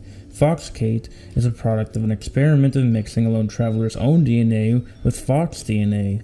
Foxicate was made in a lab and is now a general for the district forces, and apparently Lone Traveler never actually knew about Foxcate.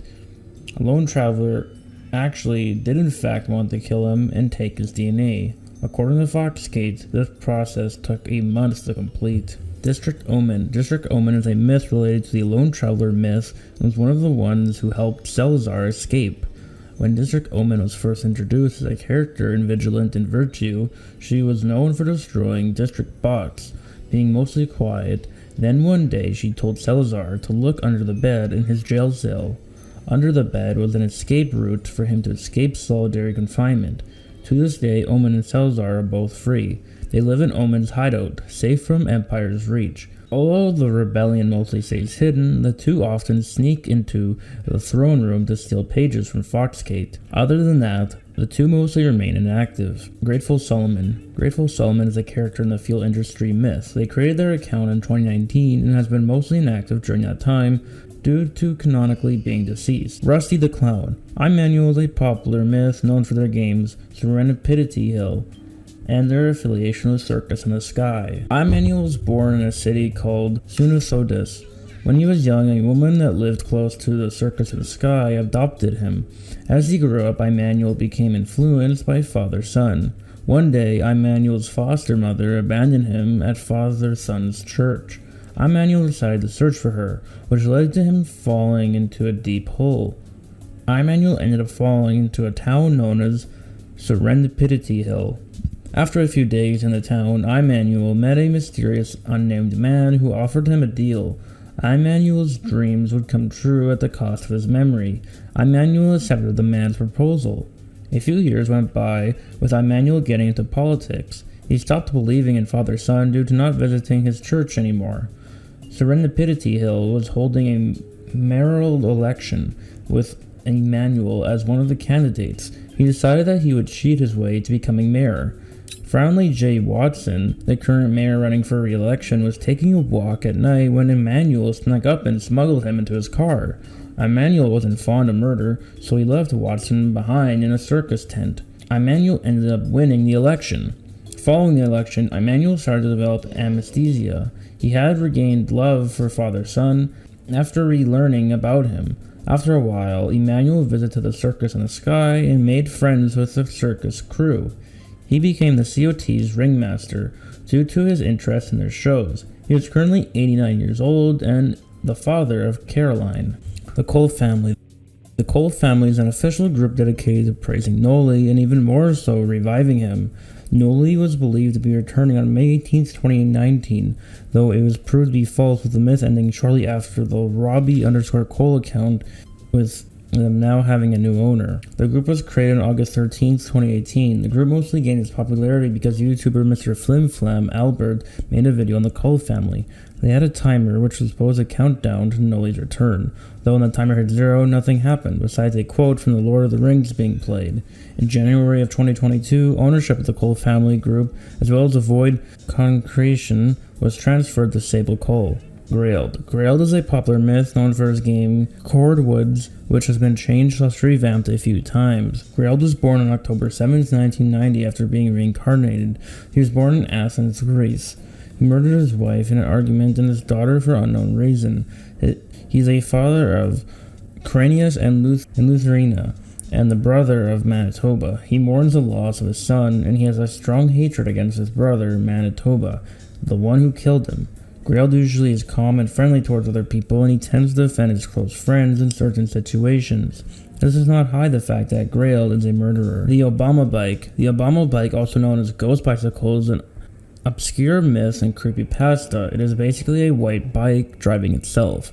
The Obama Bike is a bike in the game Roblox City, which moves by itself, as if it was driven by an actual player. The myth was brought into attention by popular YouTuber named Green Lego Cats 123, who showcased in a video posted on October 31st, 2019, titled "The Scariest Thing I've Ever Seen in Roblox." In the video, Green Lego Cats is shown with his brother in the game, riding a police car and chasing a bike that is moving forwards until it hits a hill and flips. Green Lego Cats notes that the bike was still trying to move forward, suggesting a player was riding the bike. Exactly a year later, Green Lego Cats posted another video on the myth on October 31st, 2020, titled "The Only Real Roblox Myth?" In there, he delves more into the myth and shows a recording of the Obama Bike uploaded by Mr. Kenzito in November 2019 on his YouTube account. The bike that moved by itself in Green Lego Cat's video was most likely a glitch due to being an old game that was last updated in 2019. The footage made by Mr. Kenzito, which Green Lego Cats mistakenly uses as an example, is mostly a trick that he used. There's also a very easy glitch you can do with any vehicle in the game, which allowed the vehicle to move basically. That was the creepiest Roblox myths you never heard of, explained. You most likely have seen the many Roblox Iceberg videos, but none are like this one. You see, this iceberg will uncover some of the most confusing and messed up Roblox myths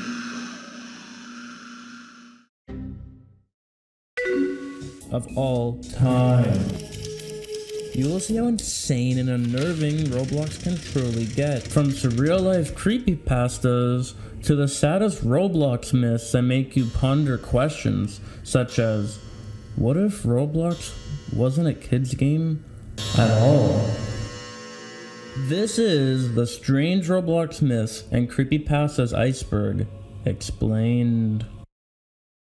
Jerry / the first player. Hi, I'm Jerry. Pleased to meet your acquaintance.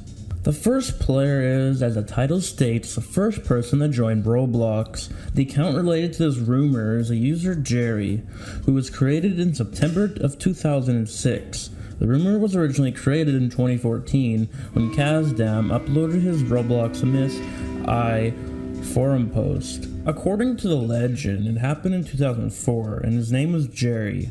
It was assumed that he was terminated for unknown reasons and replaced with the user Roblox. However, this myth was later proven to be false, as it turned out that a person with a username Jerry had already existed on the website, and not only was their ID far from being one of the first, but they also weren't terminated, and Roblox was released 2 years after Jerry's supposed join date. The actual owner of the Jerry account had joined the website on September 19th of 2006, and they still seem to be semi-active, as one of their most recent badges is from the game that was made in 2019, but he seems to have been banned in at least 2020. It is unknown exactly why Kazdam chose Jerry, or why he decided to make this rumor when the rumors about admin were already quite popular. After the creation of this, the rumor actually stayed quite small, only being mentioned when people reposted the original Roblox's Myth I forum post. The most popularity which the rumor would achieve was when Enzo, a popular myth YouTuber, created a video on the rumor. This video, created in March 2017, briefly spoke about the rumor and quickly debunked it. As of writing this video has a whopping 122,000 views on YouTube. Hey, I absolutely love making these videos so much. I'm trying to hit 10,000 subscribers before the end of the year. If you're enjoying so far, why not subscribe? You might want to see more videos like this. The faceless guest. Whoa, why don't you have a face? An unknown player who encountered the faceless guest. The faceless guest was an early fascinating myth during the early 2009s. The people who had encountered this myth has interacted with them once and never again. During 2009, an unknown player and his friends stumbled across a game that was named You Belong Here. This game was created by the faceless guest, and of course, the two players checked the game out of curiosity. The game contained a blood-red sky, several red mountainous rock landscapes, while creepy voices in the background started to play. The player's friend decided to dismiss themselves from the game since they had to do something.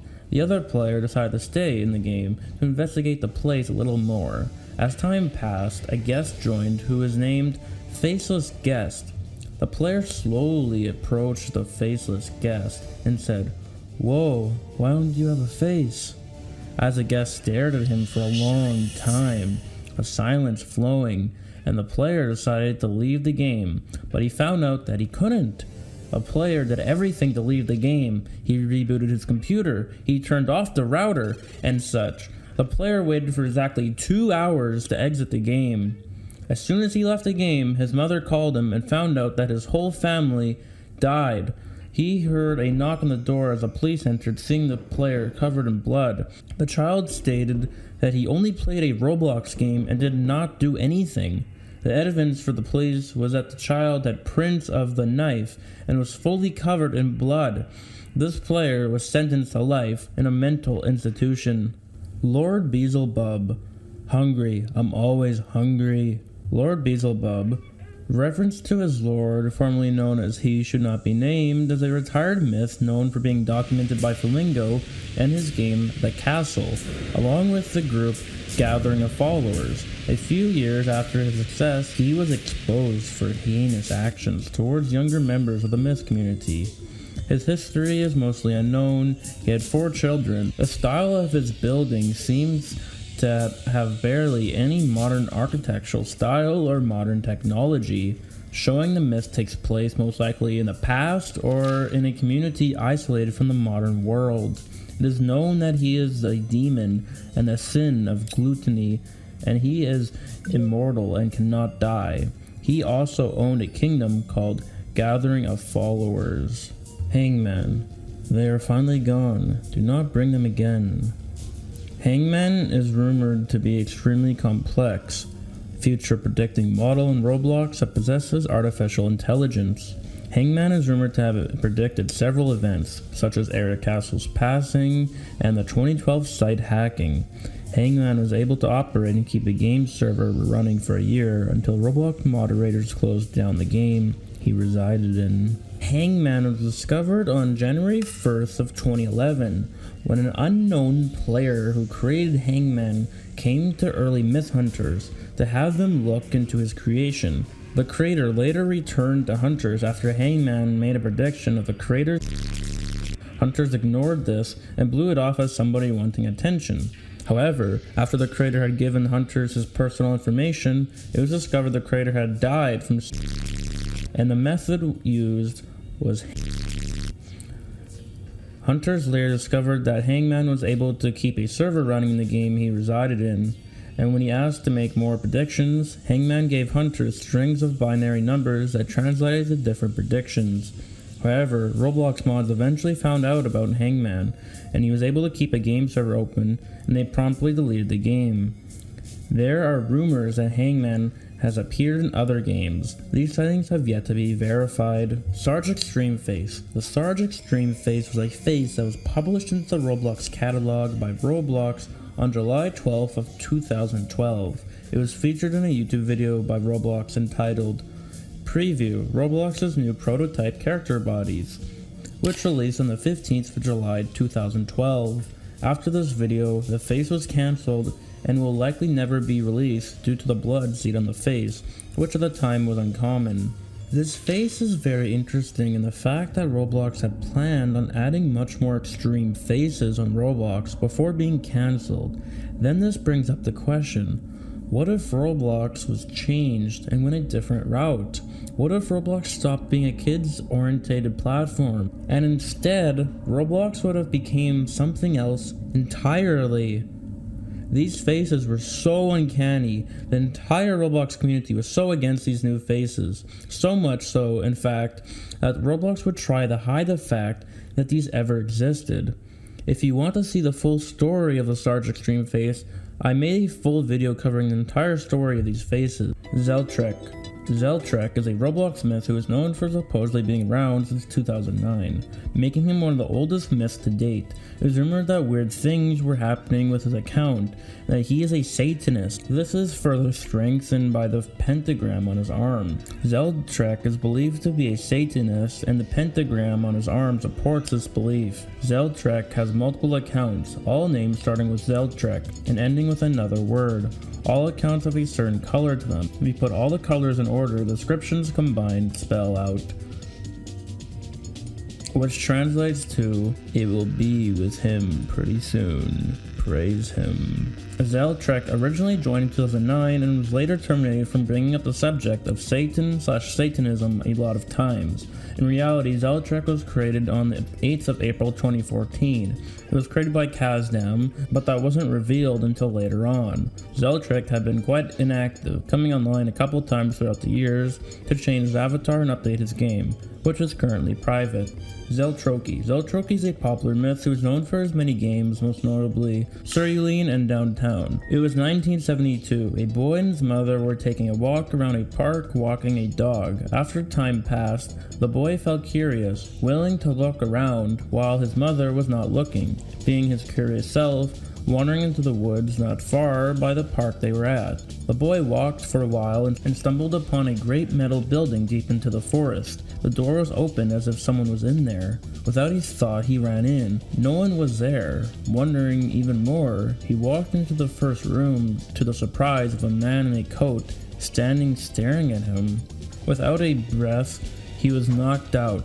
When he woke up, he was no longer a human, and he was an owl. Zeltroki became active and fairly well known in the myth hunting community shortly after creating his account. He made many games over the years, most of which were pretty straightforward and didn't have any ciphers or hidden teleporters. At one point, he got the smaller / up-and-coming myth rank in RMH, where he also had hosted hangouts and post links to his game to encourage people to visit them. But ultimately, he ended up being demoted in April of 2019. He's been inactive since the 21st of November 2018. On December 6, 2018, a Roblox's Myth intelligence agency agent named Diwali123 Alt wrote a brief investigation document of Zoltroki's games. Default is a creepypasta turned myth who is known for her game Black. She was created in 2013 and has been a known creepypasta since then, eventually becoming known as a myth due to users such as Kazdam. Default was created on the 29th of September 2013. On the same day, their game Pokemon Black, now known as just Black, was created. A day later, a post on the website DeviantArt, created by the user BoneMutt. This post included the original creepypasta for Default, and would likely give Default their first spark of popularity, as the post currently has 8.6 thousand views on the website. On the same day as the creation of this post, the game Pokemon Black would also be updated for the last time. After this, Default would become a known creepypasta on the Roblox platform, with multiple people reposting the original creepypasta and linking her account as early as 2014. Eventually, in 2015, she would for the first time be referenced to as a myth, when the controversial user Kazdam created a post related to his group Roblox's Myth. This post, which was created on the 3rd of January 2015, would include Default. After this, Default would be mentioned in other forum posts, notably by the user Rogue Rebel, who was a known myth hunter during that time. Later on, Default would be featured in the Roblox's Myth containment facility, which brought them some attention, and would be one of the last notable things involving Default for a long time. This was until 2024, when the account suddenly came online once again. Prior to this, their game had been put under review for Roblox, likely due to the inclusion of Pokemon in the title of the game, which has previously been the reason for games being taken down on Roblox. During the return, the account would change the game's title from Pokemon Black to simply Black, and would update their game once. It is unknown what the account's owners planned for the account as of now. Vault 7. Vault 7 was a Roblox ARG series that took place around 2017. In its earlier years, Vault 7 was structured very differently than what you see today, as it contained cryptic text, blank and empty hallways, and a simple design. Notably, however, were the sudden appearances of the game's creator, Oculus Anubis, who made Vault 7, has not been spotted in over a year and a half and was last documented in Vault 7 on a surprise visit. Multiple games, decals, audio files, and accounts associated with the vault can still be found, but some might be lost. In Vault 7, the operating system appears to be a modified version of Linux. This system only has 5 executable commands. Dir is a nickname for directory. Help brings the player to a screen that shows all usable commands. Cat is a nickname for contents. Clears a computer. It's unknown how much this clears a computer in terms of progress. Root is a way to change the user permissions, and is unknown if there are other profiles that can be used in the root command. 7 will teleport players to a very interesting room, where they'll be unable to progress any further due to being soft-locked. Do not type this in if you want to make any progress. Currently, the only known files are Cat's News Report, which seems to be a newspaper segment describing an incident where several teenagers vanished while playing Roblox. Segnite is a well-known myth within the myth genre. He is a self-proclaimed guitarist and an alcoholic. Segnite and his parents Forklack and his mother have parted ways. Although it is unknown why, both wish to find each other, but are unable to do so. After a very lengthy hunt to find his parents, likely spanning across years, Segnite creates a grave for the two of them, as he is beginning to imagine that they may have died. With this thought in his head, he turns to alcohol, regretful of the potential passing of his parents. Eventually, he meets Dax Haskett, who attempts to teach him how to play guitar. This gets Segnite's mind off of alcohol and into a better place as he begins to learn to play the guitar more proficiently. Despite making his own parents' grave, he refuses to believe fully that they are dead, and he continues to search for them both. However, unfortunately for his psyche, he will only find one: Mazurn. Mazurn, real name Marcus Mazurn, is a fairly popular myth known for his game Lake of Guilt. He is the brother of Connor Connards, who has been missing for about 50 years. Mazurn grew up with his brother Connards and two unnamed parents, possibly in the same cabin near Lake Huron, where he currently resides. On or around the 5th of February 1956, Connard's boat tipped in the water while Mazurn was sleeping. The article does not directly conclude whether or not Connard is dead. A memorial was erected in his name. It is possible Mazurn has served or knows somebody who served in the military. Evidence is by the presence of dog tags on his avatar. 777I, 777777, or 777I is a popular myth known for their game Hub, their affiliation with the group Subtraction, and the Flamingo Myth series on them. They now hold many games for Subtraction for easier access. 77I is mainly an account made for the sole purpose of keeping all relevant games from the group Subtraction in a single place that can be easily accessed. This essentially makes 77I have no story. 77I's account was made on the 27th of November 2019.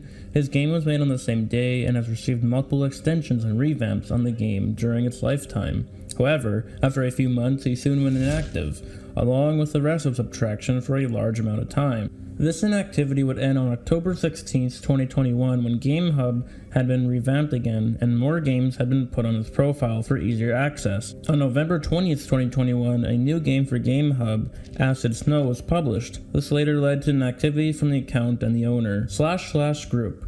//group is a popular group owned by Stream_2, the owner of Facility. This group holds all the members of the Stream Myth, and is a general group with not much activity. The exact story of //group is not known. It is believed that each of the Stream accounts serve a purpose for the Facility, which is run by Stream2.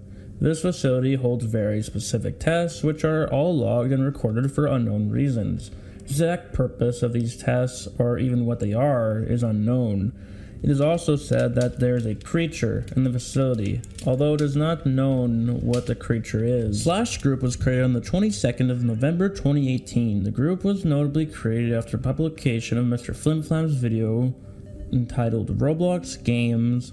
that we weren't allowed in. The group was mainly used to hold the various Stream accounts and likely to publish announcements if they were to happen. Despite this, the group would be very inactive for a few years, eventually becoming active again in 2022. This resurgence in activity would come with an updated group icon, a new game on the Stream2 account, and new avatars for each of the Stream accounts.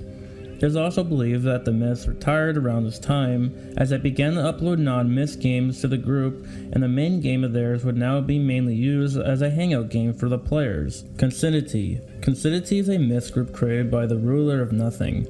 This group holds many classic and old myths within it, while also adding some newer myths, such as Little Nathaniel, Mr. Riddlesum, and Samal. The main reoccurring theme of this specific group seems to be about exploration through the subconscious. The description of it is where the past and present come together. It also hosts new myths, and this is a reconnection between the old and the new, joining together into one. The lore of Considity centers around the harmonious joining of the universe. More specifically, an infinite plethora of dimensions that your soul can only access through dreaming, each dimension more abstract and surreal than the previous. It is possible that these beings from Earth can also create them with their subconscious unknowingly.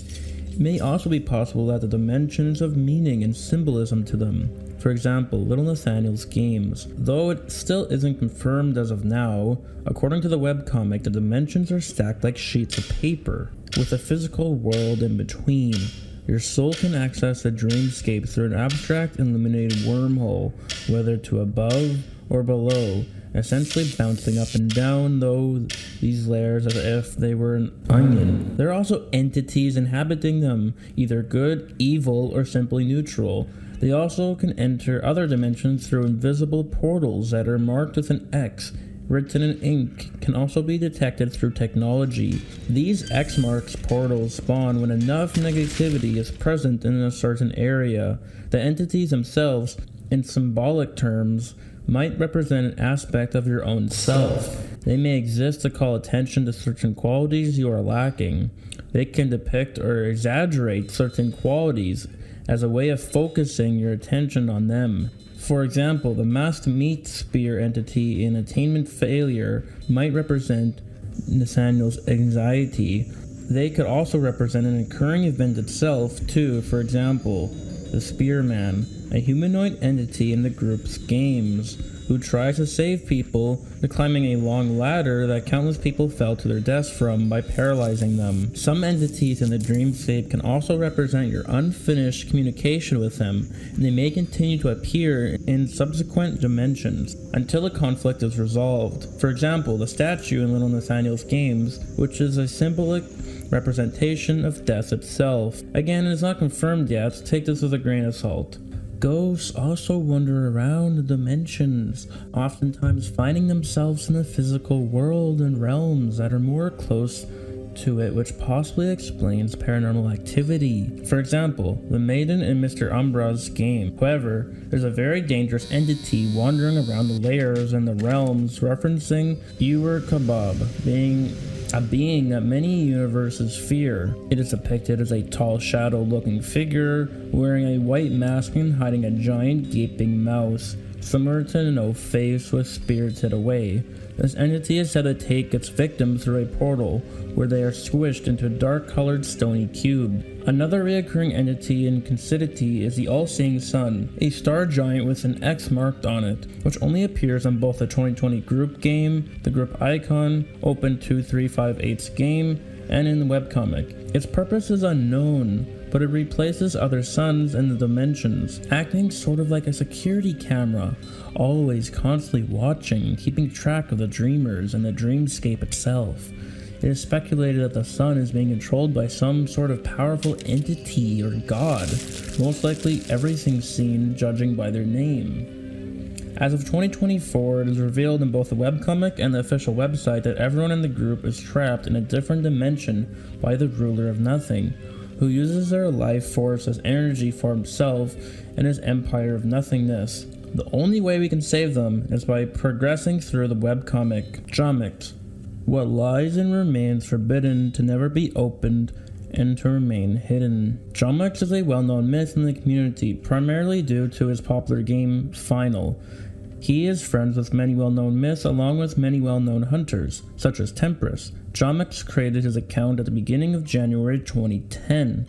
The account served as a normal Roblox account for 7 years, until he began developing games for his myth throughout 2018. Around this time, Final was in its earliest stages, and Jomics had 2 other games titled You're Here and Back Then. Since then, they have been set to private and renamed Old Home and The Dump. These beginning projects attracted a small yet loyal community, as shown by some of those who visited, most often having clones in Jomics' game, You're Here. It is unknown when the 2 additional games were renamed and set to private. In 2019, Jomics' Myth, which now had its group and Discord server experience its golden era, finally was fleshed out, and the word quickly spread about the myth. It was around this time that Jomics truly began climbing the ranks in well-known myth groups, reaching coveted roles in Roblox's Myth, Mythman, and more. The surge of popularity continued into early 2020, and Final ended up getting a massive revamp that completely redesigned its landscape and added some new buildings. The beauty of the update was short-lived, however, as the Myth retired a few months later in May. In later time, the Myth had been revived a few months after its retirement. Jomics' revival brought among multiple changes, including but not limited to the retirement of most of the characters, excluding Blood Divine, John Lee, and Thomas Armfield, and a rename of the group. The myth flourished for the time it was active. In 2022, activity started happening in the group. A new Discord server was made, and a huge update was announced, which is scheduled to be released in May 20th, 2023. In 2023 to 2024, Final would become a lot more active, all the characters becoming active as well. Klaus Aconite. Klaus Aconite is a myth said to be a king. He is also stated that he is dead. It is stated in multiple scrolls laid out in his game that he cursed the crown of his kingdom, so no one else but him could wear it, even in death. He cursed the crown with a sickness that makes anyone who wears it fall ill instantly. Klaus is a king from 3,000 years ago, in a kingdom called Aconita, said to be killed by a magical flower known as Acontium, which is very poisonous. Diana, the Roman goddess of magic, experienced with herbs and poison, was a creator of the deadly flower.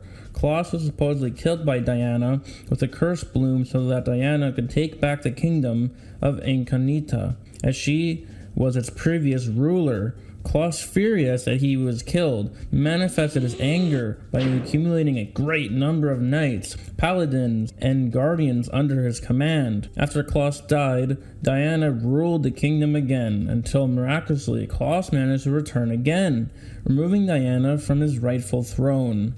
The Holtis family. Impossible is a word to be found only in the dictionary of fools. The Holtis family was a slightly larger than average family that lived in Grandview, Manitoba. When the Holtis family dawned, they originally lived in Denver, Colorado. Their founding father and oldest member, Ryan Holtis, created the myth in mid-November of 2018, possibly even lying traces as far back as 2016. Since then, the family has been in various feuds for power. They are a non-religious family besides Ryan Holtis and possibly Michael Holtis, them being extreme Satanists who allegedly performed extremely unethical rituals and murders. Sentinel. Sentinel is a Roblox myth known for his game Sentinel, being featured on Roblox in Myth Hunter's game Myth Places to investigate. Sentinel lived on 3 floating islands on the sky, known as Sentinel, with Benatorial and Rentatorial. They were created to protect the 3 islands by their father, until one day their father disappeared, leaving them to try and summon him back with sundials. It is unknown why, but Rentinol suddenly destroyed the bridges connecting the 3 islands, which costed him his life, being killed by either Bentornol or Sentinel. Sentinel and Bentornol then escaped underground into their bunker, waiting for their father to return. Sentinel created his account on March 14th, 2019, and created Centronon the next day. Thorn. Thorn is a myth who is known for her game titled Tome of the Great Oak. She killed herself in her game, possibly to do with something called Utanin. Similarly to Yuki, she gained recognition due to being friends with Lohai. There is not much information known about Thorn. Thorn is a girl that is dead due to being from an oak tree. She is involved with someone or something called Utanin. This is possibly a sort of ritual that Thorn is attempting to do. She only has one friend named Lohai. There is not much more information known about Thorn. Thorn's account had been made on October 14th, 2016, and her only game, Tomb of the Great Oak, was made a day later, getting its last update 2 days after the creation of the account, on October 16th. In late 2023, Thorn's game, Tomb of the Great Oak, was taken down by Roblox, similar to what happened to Lohai a couple months before. It is unknown exactly what caused the game to be taken down, but it's believed that it was related to the in the game. The Zazamara. The Zazamara is a Roblox myth who owns a cafe which seems to be from the 1950s. Not much is known about this myth, as his original story was lost. Although it is believed he is a deceased user whose ghost haunts his cafe, he has friended many popular people in the community, such as Gopherberry, Lisa, Corvus III, and others. The Zamara created his account on the 5th of May 2010. Prior to this, the Zamara had originally an account called simply Zamara, which seemingly was active in 2008 but was password guessed. This account would eventually be terminated, likely due to being password guessed, which led to the Zamara starting to be used. The Zamara Originally called Little Man B-Boy 10, began to be used in 2018 when the game Zamara's Cafe was created. The account was later renamed to Zamara V2, then X3 Zamara, until the final name, the Zamara, was decided upon. Upon the game being created, Zamara would consistently update his game throughout 2018 and 2019, befriending some well-known users such as Gopherberry, Lisa, Corvus III, and Aprik. Eventually, it would be revealed that the Zamara was owned by the controversial user Creepypastas, who was a known hacker, account buyer, and account seller. This led to the account getting suspended in Robloxian Myth Hunters Immortality. So as usual, my friend and I are playing a sword fighting game. We were just having fun, but I got an error after some time that I could not fix at all. The next day I opened Roblox, I noticed that I received a message, so I expected it to be from my friend. Then when I go back to check the message, I saw that the message was from my friend, but I got another one from someone else. I saw that the subject was creepy, and so is the message itself. The text was messed up, and some were upside down. I joined my friend and I realized that the error is gone. So I told him about everything and he replied, was his name Immortality? I asked him how did he know about him. He said that he had received that message too, but the subject said that he was next. My friend told me he wanted to message him a message to scare him out, but when he sent the message, he instantly received the message and he told me that it said, "This is just the beginning." And the message itself said exactly what he told me in game. He also said that Satan is his best friend, so me and my friend thought of investigating Immortality's account, and we saw that his friends looked similar to him. Also his bio was messed up, so I thought of joining his place and saw that it was the default place, but the sky was turning day and day was turning to night super fast, so I left. I told my friend to join his place, but when he did, he saw Immortality appear right in front of him, staring at him with his creepy smile. Can't you see how much a smile can hide? Immortality continued staring at him, so my friend said to leave us alone. Immortality only said, hee hee. My friend left right away. So you could tell by now that my friend is a victim most likely. After some time I investigated some of his friends and I noticed that his friends list is more like finished victims list. So I knew that my friend will end up in his friends list. But I cannot let this happen. One day later, I and my friend decided to block him to get rid of him. But he uses his finished victims accounts to haunt us more and more. At this time we thought of making messages friends only. He kept spamming our group's wall with creepy messages, and our places too. After that, he now targets our friends, so he can continue haunting us. 1% of players got messaged by Immortality. You could be next. Who knows? Vault 6770. Vault 6770 was rumored to be a secret exploiter facility, much like Vault 8166. It held exploits, viruses, and much more. Rumors quickly spread about Vault 6770 shortly after its launch. Vault 6770 was believed to be created back in 2012 prior to Vault Omega. It allegedly had infinite staircases that led to multiple vaults, but this was never confirmed. Only a few images and videos of the vault still remain. Unfortunately, the vault has been lost. Due to unknown causes back in 2016, the vault mysteriously vanished. The last thing captured from inside the vault was a raging fire. Red World. It was a normal day in Roblox. I was using my secondary account named Path452. I was laughing with my cousin while we played Wolf's Life 2. Because the OCs the other players made in there had always had cute or attractive in it, which means they look for online dating. We were laughing so hard because the chat was filled with "want to be my mate?" or things like that. But I'm not going to talk of Wolf's Life 2. I'm going to talk about something worse than that, much worse. So I was looking for interesting games when I saw a strange person in Discord. He sent me a link to a Roblox game called Red World. The game was created by a user named Reed Star, and its thumbnail didn't seem really nice. It was a static red image with some black particles. I was curious about the game, so I entered. This is when the chaos started. First of all, the map was just a glitchy red maze with no actual exit. The audio was annoying, and it started with a singing, and then it cuts to some kind of woman saying something I can't understand, because the voice cuts in between. You can hear the audio and you see the video I uploaded. On top of the screen, there was an error saying, "You have lost connection to the game." But the text was all glitched. I knew this was fake, because the red rectangle saying the error was before the update. The new connection error is just text that appears in the middle of the screen. I went forward and then I suddenly got teleported on a different location of the maze. I kept going in random directions till I got some kind of room and the music changed. It sounded like a glitched screaming sound. Oh Jesus Christ. What I saw next creeped me out. I saw a flame. I couldn't see exactly what it is. I saw that it was coming after me. I almost jumped off the chair. I wasn't fast enough to react, and the flame caught me. I was too curious to see what the flame was, but the curiosity led me into a bad ending, so I guess I had this coming. After that, I got kicked from the game with the next error. Roblox has shut down this game server for maintenance. Error code 275. What? I decided to play it again. This time I didn't record it. I tried to avoid the flame, but it was useless, since it was too fast for me.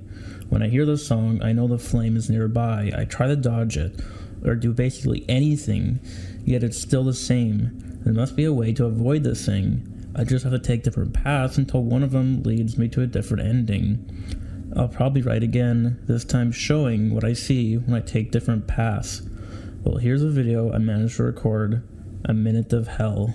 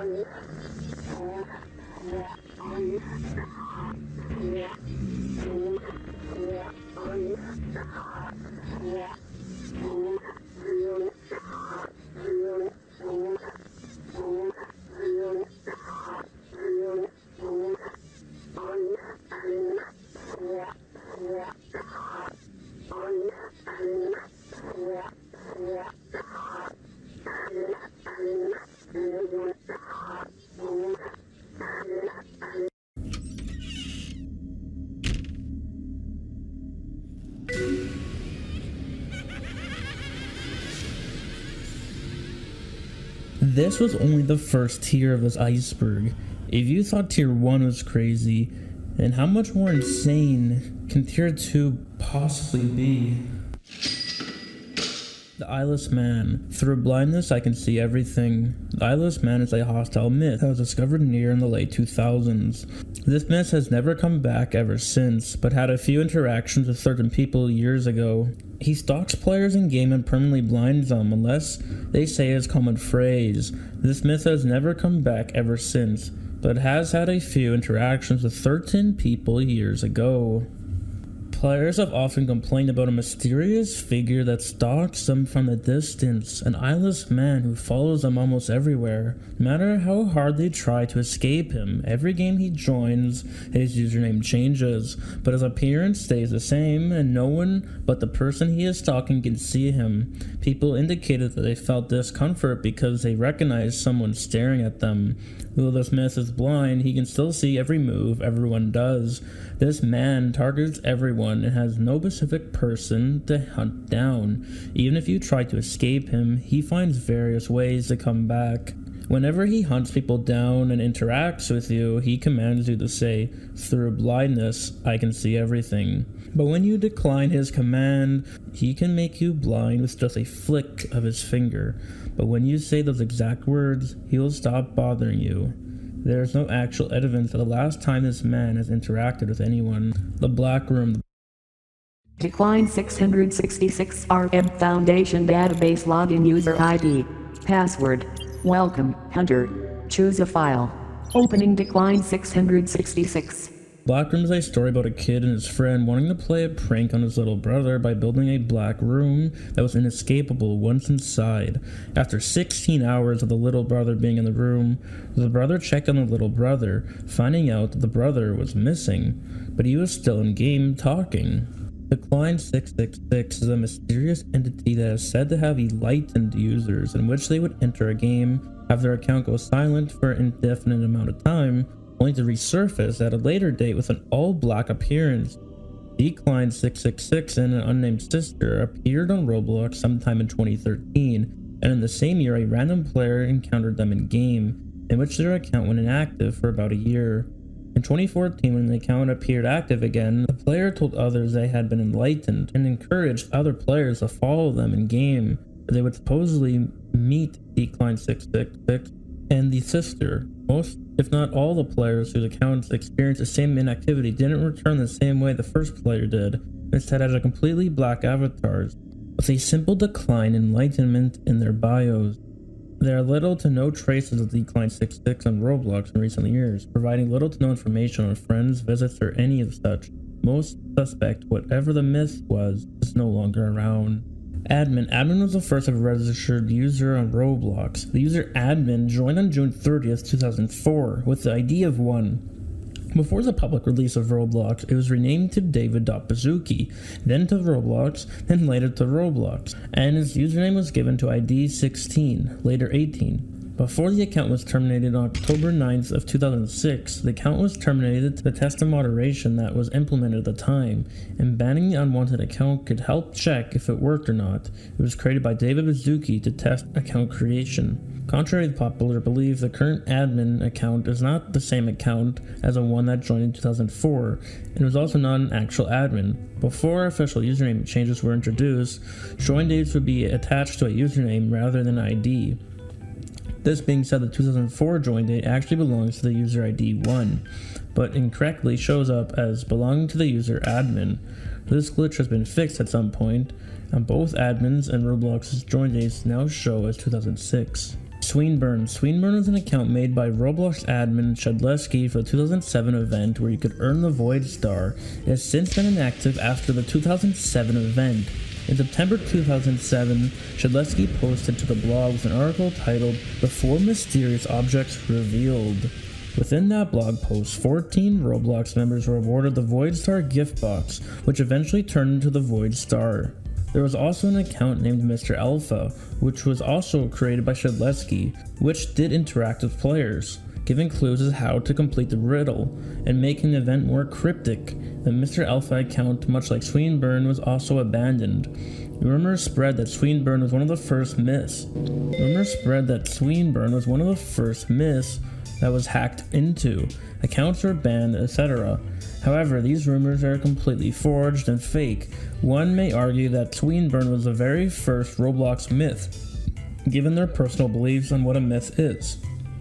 If their criteria are that a myth must be a character, usually cryptic or at least interesting, with an engaging narrative, puzzle, or investigation of some sort, and an atmosphere of eeriness or intrigue, then perhaps Swinburne is, in fact, a myth.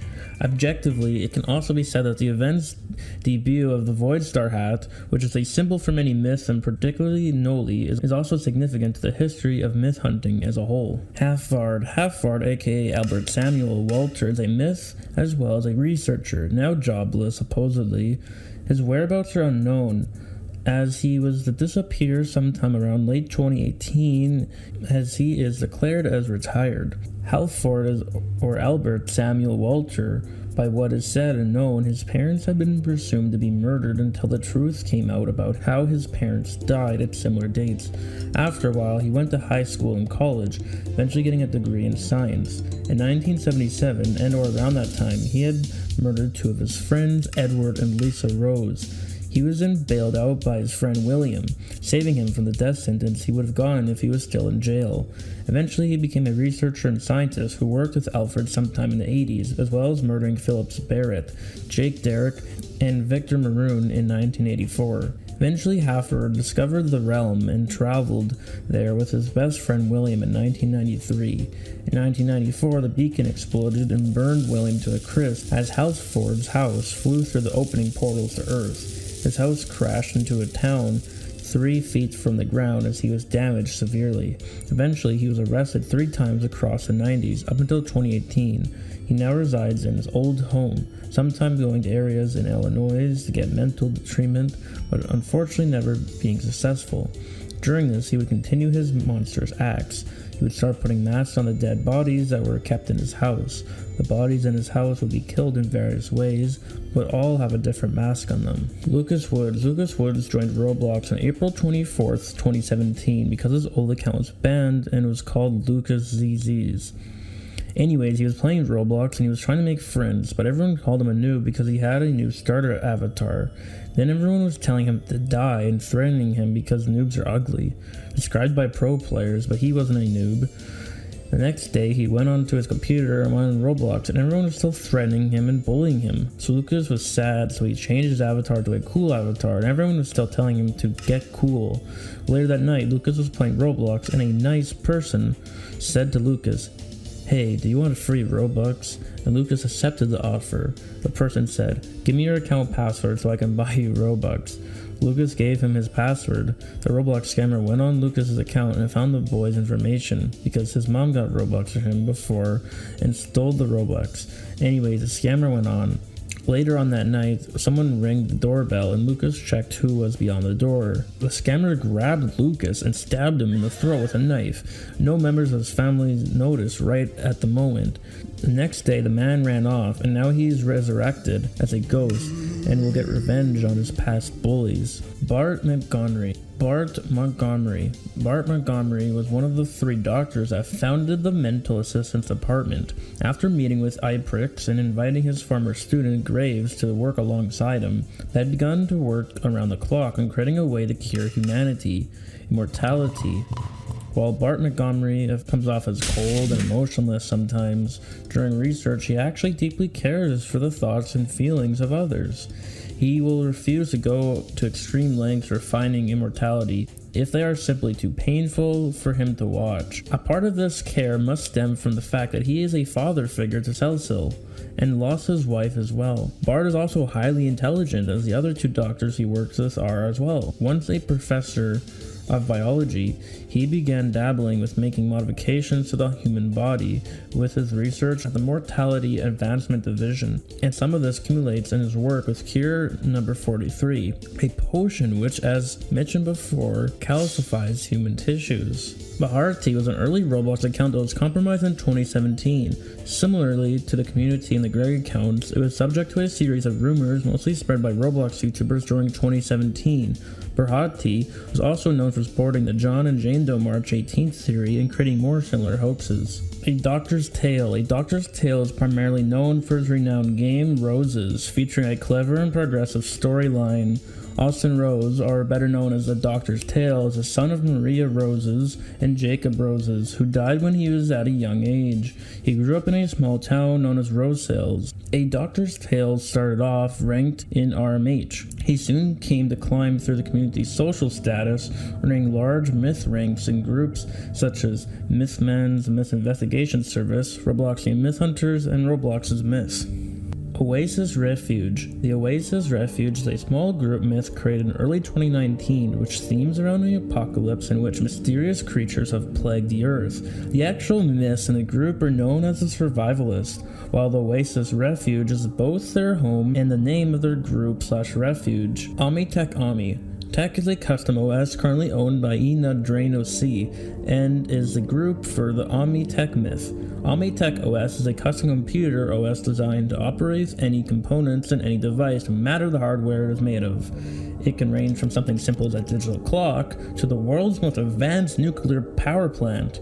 The OS is privately owned and has no access to internet and or the grid. It can however interact with each other over a distance wirelessly with a Bluetooth type signal, which no device except ones with Tech OS have installed. Shinus is a small up and coming myth who often states about how much he hates snooping and doctors, and he will act violently upon seeing any of these roles. He is friends with other smaller myths. In Shinus's place, A Look Inside, it is strongly implied that Shinus's parents died in a flood and he lived on the streets of an unknown city for an unknown amount of time before befriending Kay and killing a therapist. She later moved into an apartment building, most likely to evade police, and has been living there until moving out after a myth group nearly solved him, calling them police, and a scroll found on his fridge. It was later discovered She-Nuss was living in a cabin in the middle of nowhere. The cabin is hidden behind a tall terrain wall, with the only entrance being through a faced door. The key phrase is home now. The cabin was discovered to have been burned down, most likely by Manitoba, as there is a note saying, Manitoba was here. Stroomy. Stroomy is a myth known for his games and story. Stroomy is lonely and a deceased 10-year-old boy who looks for some friends. Stroomy joined Roblox on October 31st, 2018, and created his first game on July 3rd, 2019. His second game was created on September 9th, 2019. Martineers. Martineers is generally regarded as a smaller myth, as lore revolves around wisps, which are lost spirits. A key figure in this myth is a place named Lovin. He has an alter ego that is called Excrenol. Martineers is generally very active on Discord and was formerly an agent for Roblox's Myth Intelligence Agency. He began his myth in 2018 and retired as a myth later on in 2018, while continuing to be active. Martineers is a caretaker of the Wisp. He resides in Lovin. The places are for the Wisp to wander and are based around emotions such as sadness, apathy, happiness, cheeriness, and others. It is theorized that Martineers is a philosopher. Fumi1982. Fumi_1982 is a recognizable myth for his distinctive retro 8-bit tailored games, as well as engaging myth hunters with their unique mannerisms. Often being investigated in myth hunts, Fumi in the 1982's group has gained a respectable fan base and position within both the Mythman and Robloxy Myth Hunters community. Guest Infinity. Hello, now I'll be talking about something scary that happened to me. Guest Infinity. I was playing a game that was said not to be played. The owner joined, told me. I'm pretty sure I said do not play. He left the game after. After he left, a guest joined me. Not any type of guest. You got mail. Guest Infinity. He said, you weren't supposed to play this? If I were you, I would stay away from Roblox. My face went blank on my avatar. I left the game. I decided to play Meep City. The chat was blowing up with hacker, oh my god, haha, fake, lamau, fake. I was like, what's going on? For a second I took a little stare at the tab. Guess who I saw? Guess Infinity. He teleported to me. I said, oh my god, what do you want? He said, stay away from Roblox, kiddo. I kept playing. I got kicked from the game 10 minutes later. I thought it was a joke. It wasn't. I got a message saying, why are you online? I told you to stay away. I freaked out. I logged out. And then I logged into my alt. I joined Jailbreak. Guess who came? Guess Infinity. He came up to me. You are not slick. I saw your profile telling me all of your alts. I told him, get away from me, never come back, you idiot. Get a life, rather than making people quit Roblox. The next day, I decided to check his profile. Error code 404. I was so happy. I guess he was doing it to other people. So that's my story of Guess Infinity. Thanks for reading. Anamamoose. Anamamoose is a Roblox account with an ID of 93,254,638. We don't know quite yet who created the account. His avatar is a blank Roblox avatar, and it's different. It's not the Roblox 2015 default avatar, even though he joined in 2015. You might think he's a hacker, but no, he's not a hacker. He's an exploiter. He found an exploit that lets you friend anyone, including administrators, hackers, terminal users, etc. Now this glitch involved a script. This server-side script allowed him to change the ID of an in-game user to hackers, admins, terminated accounts, and the list goes on. This took place in logged service, or simply where the script execution took place. Now this method spread like wildfire, and tons of people began friending them, such as himself, 111, 8185, and much more. Soon later, Roblox found out about this and terminated almost everyone, including Anamamoose, since he's the main culprit. He's the one in the list too. 111. 11 is a Roblox account with an ID of 46,427. Now we don't know quite yet who created this account. Luckily he switched main accounts already, and now this account is mainly used for the forums and receiving messages now, based on his about bio. Majority of people think this account is a hacker, but why? Because he's friends with multiple hackers and terminated accounts. The following list are all the terminated players he's friends with. 1x1x1, Admin, Ambusher 11, Azul, Dignity, Lemon, LVRN, Minish, QA, Scar, and Zuka. 1-1 was also banned because he used the same method that Aminus used to friend all these other users.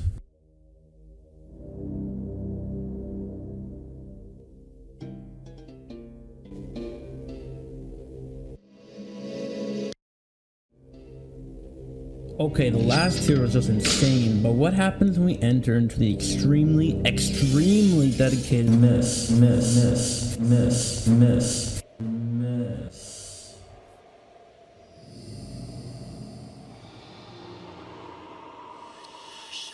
Funny Comedians 1. Funny Comedians 1 is a retired myth who had started gaining popularity in the myth hunting community in the beginning of 2017, leading up to June of the same year when he became permanently inactive. He's most known for his games Snowy Day and Springtime Cabin.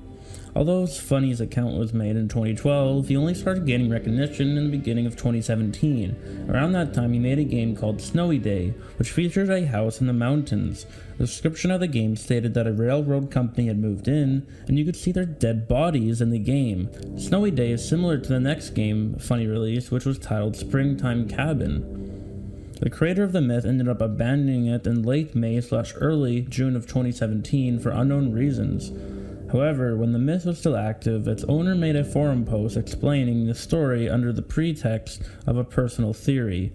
According to the post, Funny was born with a mental illness, either schizophrenia or multiple personality disorder, and his parents sent him to an insane asylum. He broke out of it, murdered the staff, and moved into his main place, Snowy Day. Nimoy. Nimoy is an old and not very well known myth, most known for having started a massive myth that includes Black Sundays and Wizard. Formerly, Nimoy was used in a forum troll account used by Big_Riggs. He would also speak about rumors at the time such as 1x1x1 and Noli. However, there is no official connection between Nimoy and these myths. Early adaptations of the Nimoy story, which at first only showed Dusk, were related to someone called Nim. On top of this, the other places made did not give anything to the story as well. Ultra Real and Wizard's games speak in the same code that Nimoy does. This code speech has been referenced to as Nimoy's speech. All the places and accounts favored by Nimoy are considered canon to his myths, and also have been proven to be made for the myths. Some of the places have shut down, while others include possible vague hints for what used to be, or just nonsense. Mr. Umbras. Mr. Umbras never had the time to do menial tasks such as cleaning. The house remained dirty. He hired a maid to clean his property. 5 years after hiring her, the maid committed mysteriously. However, after this, Umbras felt that something strange when the house was mysteriously being cleaned despite him not doing it. He hears tapping on the walls, but chooses to ignore them. He knows something has changed ever since she was gone, but he does not know why. He has begun to see things that he shouldn't be seeing. He has become delusional. Axis Cattels. Axis Cattels is a popular myth known for their ranks in big myth hunting groups and groups related to games of Axel. They are known to be the leader of a group called the Axel Project. The Axel Project is a project that mainly focuses on preventing an entity called the Growth. The Growth is known to be a large mass known to absorb planets and rain decay over many realities. Ascendant 1. Ascendant 1 is a popular myth known for their game Athens is Burning, as well as their several eras in the myth community. They first created their account in 2018 and has been a myth since then. Although they've changed their story several times, currently their myth seems to be about the Geisha Kingdom, of which they are the ruler of. Annabella. Annabella is a myth that has recently gained a large amount of popularity in a small amount of time. They're known for their game and their gruesome, down-putting story. Annabella Lux was born alongside her twin brother Polus to a mother who discarded her children. Annabelle, a sensitive child with a creative mind, was sent to an orphanage, while her brother Paulus was condemned to a life of grueling labor in a distant mine. Both siblings suffered in isolation. Annabella, cast aside by her mother and mistreated by the other orphans, retreated into herself. She began drawing disturbing images on the orphan walls, illustrating scenes of violence and torment. Her fascination with carving and woodcrafting took a darker turn as she began decorating other children in their sleep, leaving eerie symbols and images carved into their skin. The caretakers and children never suspected Annabella, but blamed a boy named Ronald, who was eventually cast out. Afterward, Annabella laid traps for anyone who came too close to her secrets, dispatching the caretakers and hiding them in twisted, gruesome places. Abesticle. Looking through Abesticle's profile, the player can see the description states that they riddle with lies. The players don't know who they are. He's also in a group that only has him in it, and a role called Deceased. In his game, the player is in some sort of stone place with many beds and a library further away from the bed. This doesn't give the player much to work with, but they can get some sort of theory from it. Abjura. Abjura is a myth related to the district forces and Vigilant Virtue. They are a lieutenant general in the district forces and is supposedly an infusion of a golden toy. Abjura's backstory is largely unknown, as his games are quite abstract. He was born from nothing and presumably was created by a lone traveler to combat Salazar, explaining he was made to kill him, an omen. Pennypacker. Pennypacker is a retired myth known for their games about the past of their character, centralizing her as a small child with other children going missing along with her. Pennypacker's story seems to be mostly in the past, with her being a child in most of her games. She has gone through a rough childhood with her parents fighting and missing signs of her being posted. Presently, she has 2 children and has hinted that she is not going to live for long. Tupia. Sometimes I like it when red water comes out. I have the sensibility to flesh. I just can't resist it enough. Tupia was created by a deity called Oddities. Its power was taken by a race called Welsis. This is where he created Tupia, thanks to the fact that his mother was exiled from the same race because she was physically different from them. The mother of Tupia, Madam_Marble, makes a deal with ego deities who creates Tempia to recover its power. While the deity created Tempia, he realizes that he does not have enough power to separate the evil of Tempia to another body, which means that he creates an evil alter ego. Tupia grows but has no memories of what happened in the past. On the other hand, his alter ego has the memories. Tupia is very innocent. He has no evil. He is compassionate, loving, patient, distracted, lazy, believes all of that is okay, does not believe in evil. He is very clumsy, he is careless, humble, kind, silly, friendly. On the other hand, the alter ego of Tupia is the opposite. He is always tending to everything, smarter and more intelligent, even manages to find the source of power of ego deities, but feels very lonely and decides to speak with her alter ego to create a family. The alter ego uses the source of power of ego deities to transform the Welsis race into Tupias. She started creating her huge family. When she finished creating his family, Tupia felt complete. But the alter ego of Tupia felt dissatisfied and began to create clones of Tupia. That's where the Tupia race was born. She begins to create these clones to exterminate the race that once rejected the Tupias. Withered. Withered is an old Roblox myth that is most known for his game Rot and his connection to Nimoy. Disaster Peeps described these accounts relating to Nimoy as all being a part of the Nimoy story, meaning Withered's game is also connected. It is unknown if he will return like Morgetta. As of December 2019, it was confirmed that all accounts involved were created by Big_Riggs and will not be reused again. The connection to Withered to Nimoy is solidified by the fact that Nimoy favorited Withered's game Rot.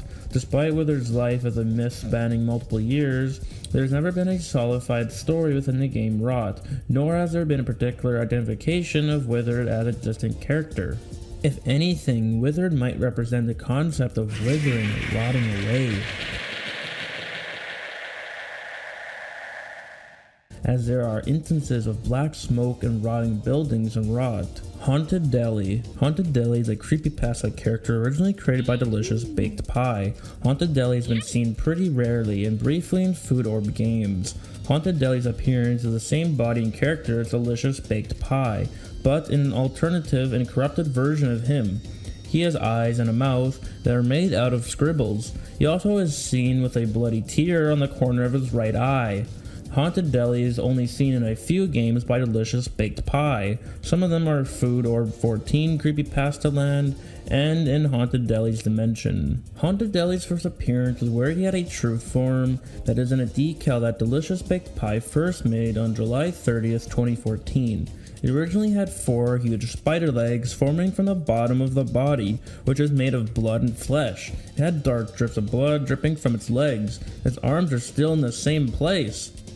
It has a very dark background, temperature, and ambient, including almost an entire lobby to be corrupted.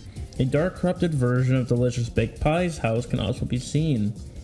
If you look closely into the skybox, you can see a dark, creepy hotel room. Here's a list of some of the places that appeared in Haunted Deli's Dimension in the game, Haunted Deli's Dimension Exploration. The lobby, Haunted Deli's house, the prison, the toy store, the fortune teller, the clock tower, the room, downtown, the garden maze, Haunted Deli's birthday, the VIP area, and finally, last but not least, the VIP room edition, Vault Zero. The unfinished vault, also known as Vault Zero, was a Roblox meeting place and server used by a group of early myth hunters and exploiters. Used during the winter of 2006 and 2007, it was believed to be used for experimental purposes. First built in November 2006, the unfinished vault organized as a base plate devoid of features. However, as more strange occurrences swept Roblox, it turned into a meeting place for the creator and a group of friends to discuss the development of new technology within the platform. In the winter of 06-07, the unfinished vault was involved in the study of the strange phenomena known as phantom posts.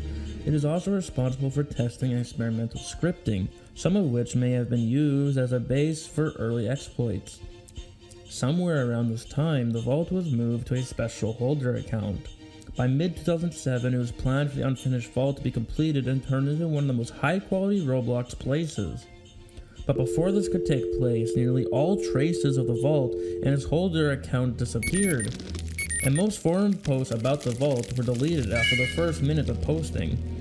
It is unknown what truly happened to the vault and its user base. Some think that 1x1x1 may have been associated with the vault and its disappearance, while others think it may be related to their research into the phantom posts and other anomalies. Regardless, it is generally believed that something sinister is at play. It is unknown if the unfinished vault is related to the Vault 8166 rumor, but it must be recognized there are notable similarities between the two.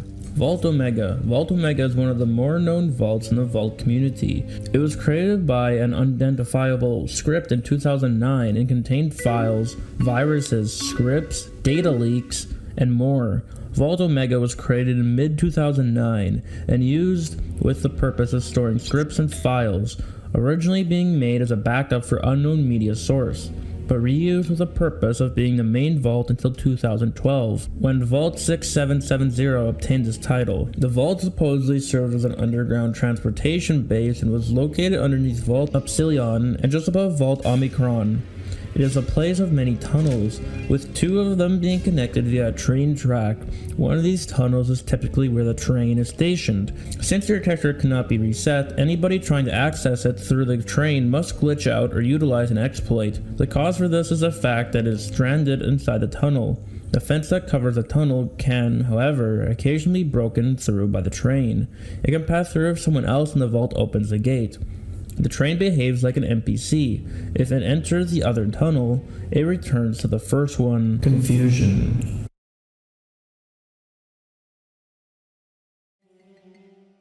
On January 3rd, 2008, a user found a bug in the Roblox system which compromised 2 Roblox users by the names of JJJ and Lego.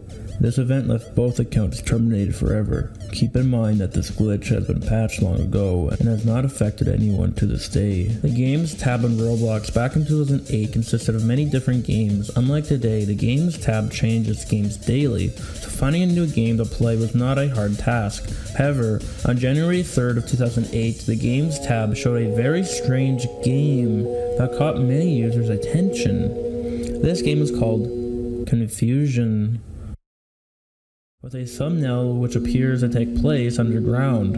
Underground battle games were a Roblox trend back then, so people were more than happy to see another one show up on the front page. The creator of the game was a user named W, a user with only one character.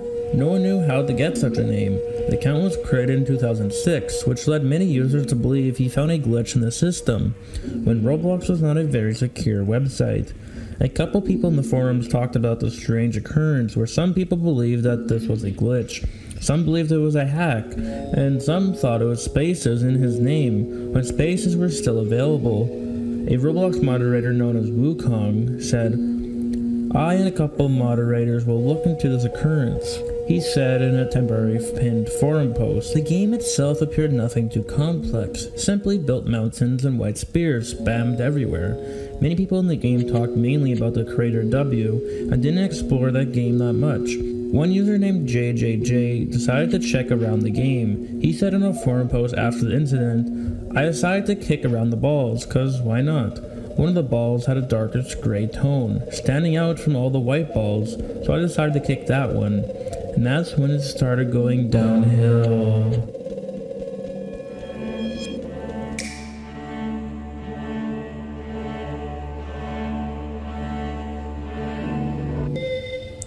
When he touched the ball, he was teleported to a black box with a lightning script that went off every couple seconds. Nothing new, this was a common script used in horror games back then. In the corner there was a brown glowing rectangle. It was about 2 studs high, 2 studs wide, 1 stud thick. JJJ explained in his forum post, like any Robloxian would do, he walked towards the box, but before he could touch it, the game froze, which forced him to restart his computer. But after the restart, his computer became slower and slower until it wasn't functional.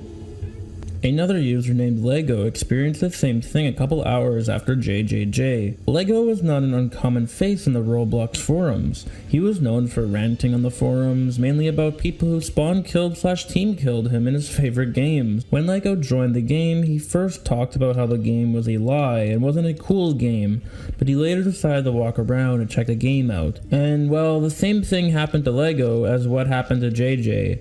About 2 hours after Lego joined the strange looking game, the game was shut down, and then W's username was changed with the content deleted. However, W was not banned. He was online for the most part and even replied to a couple of forum posts from people who talked about this strange event. At around 9:30 p.m., Lego's avatar was changed to look like JJJ's avatar, and both users posted many forum posts with titles like "Roblox is doomed" and "Escape is no more." On January 4th, 2008, the day after the incident, JJJ, Lego, and W were terminated. Many people believe that JJJ and Lego were compromised, while others believe that it was a massive prank resulting in terminations, due to the fact that this quote-unquote prank caused a lot of controversy. Many people after the incident claimed that they were also hacked because of this game, but most if not all, these claims were fake. This unfortunate event eventually died down as Roblox warned people that if they talked about it, they would be banned. In February 2017, Lego's data was completely wiped from the site, and the username Lego has now been taken by another user. It is now 2021 and has been over 13 years since this event took place.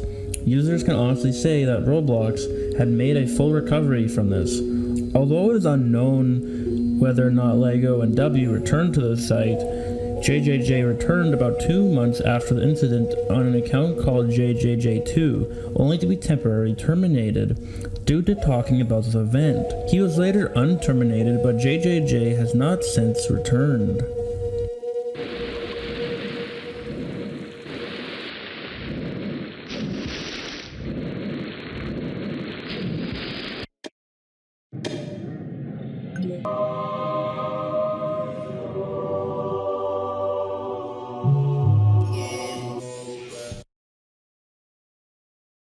Now I've experienced the extremely dedicated myths. Now let's move on to something different. Who were the very first myth hunters?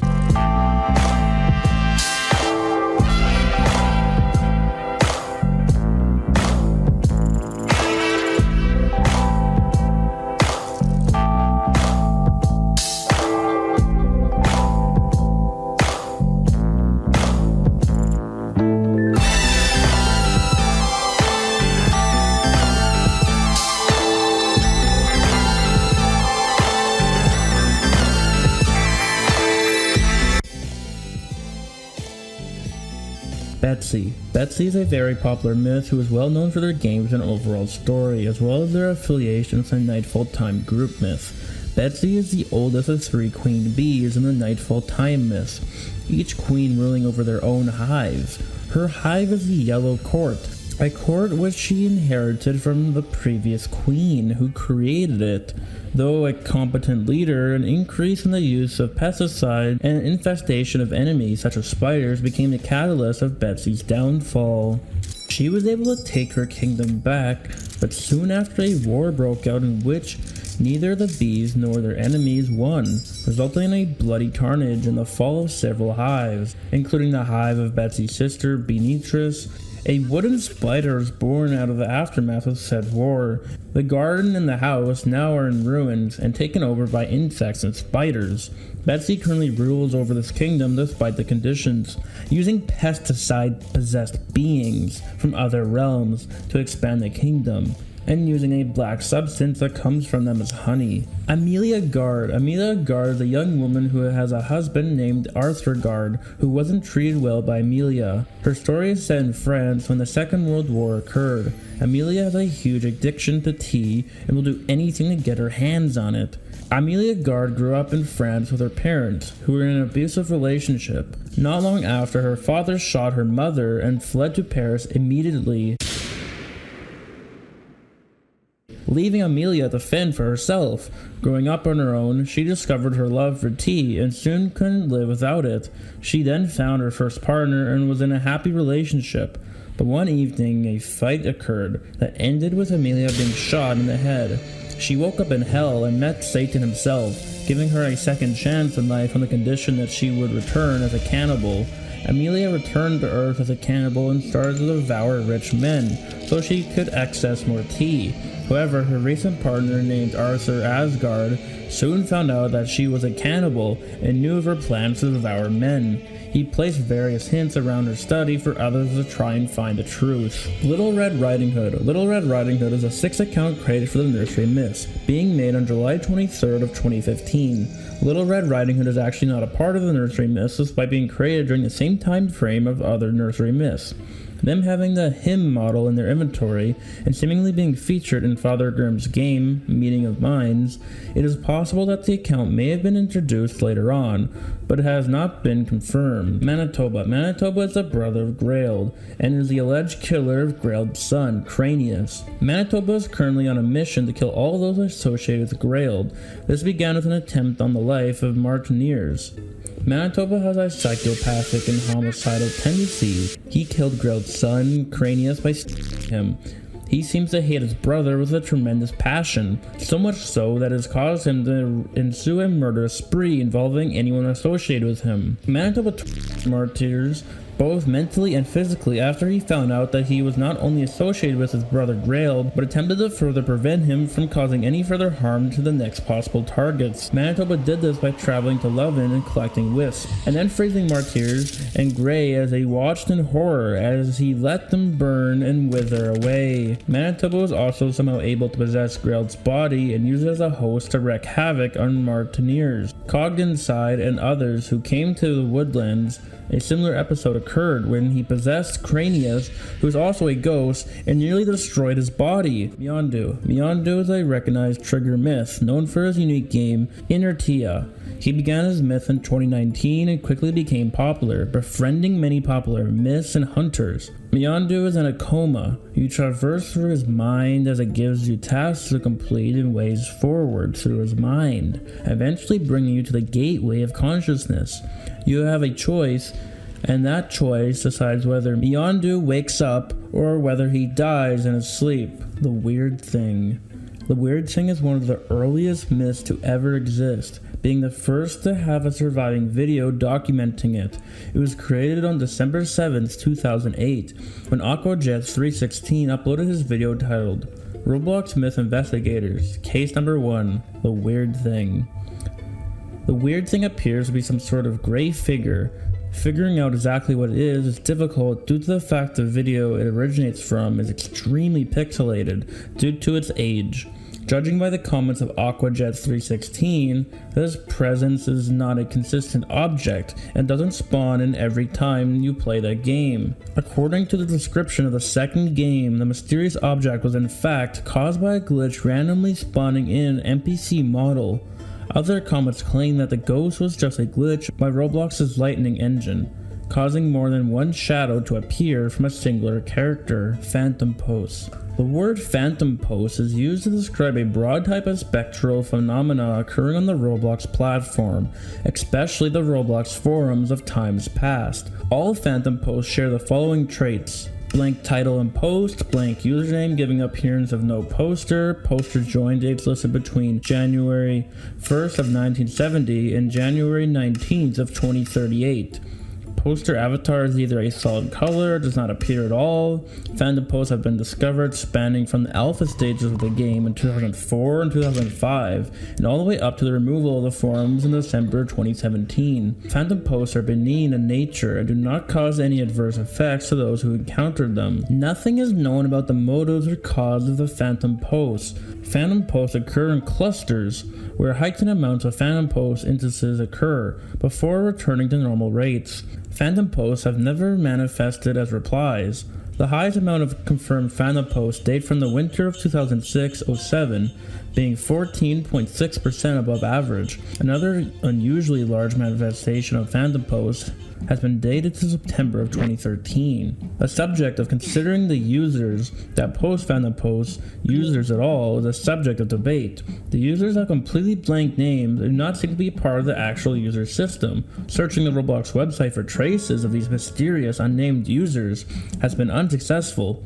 Attempting to directly access a forum user profile page also usually results in failure. On the contrary, multiple users have reported success in viewing a user profile, but there is only a single verified instance of this. Automated system theory. Some have considered the possibility that phantom posts are some sort of internal maintenance system checking the working order of Roblox. The Pit.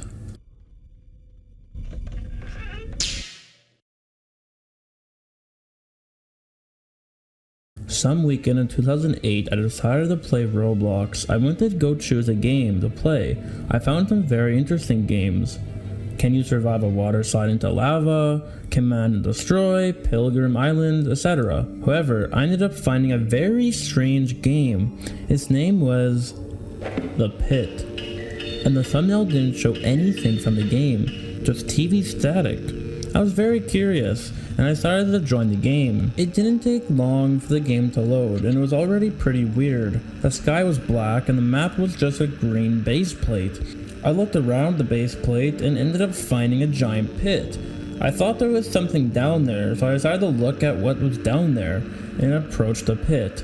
But then, something unexpected happened. Suddenly, a player named 1x1x1 entered the game. That's when the base plate turned from green to black. Very strange music started to play in the background, and now I could hear storm sounds. I was kinda scared. Suddenly, 1x1x1 told me to jump.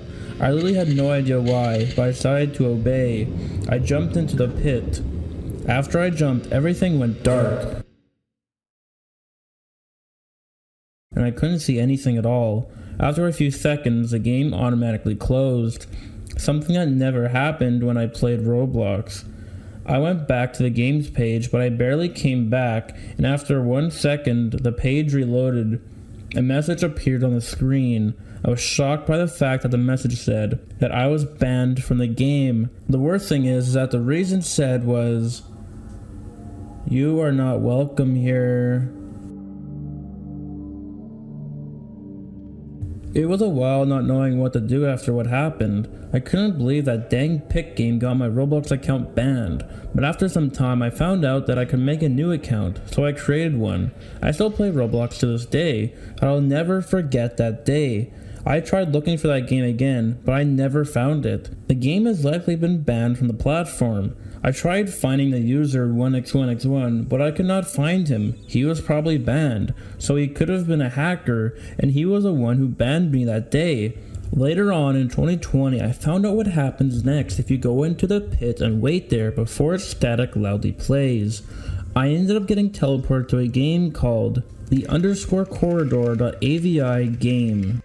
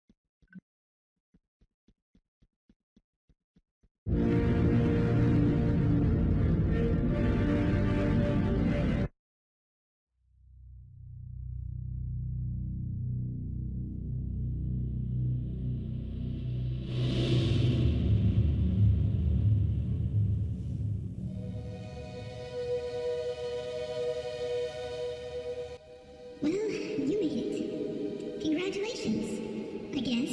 Now you know who the first myths were, but now, what's gonna happen when we enter into the abyss? So now you must pass one final test to prove your fortitude or dedication or something.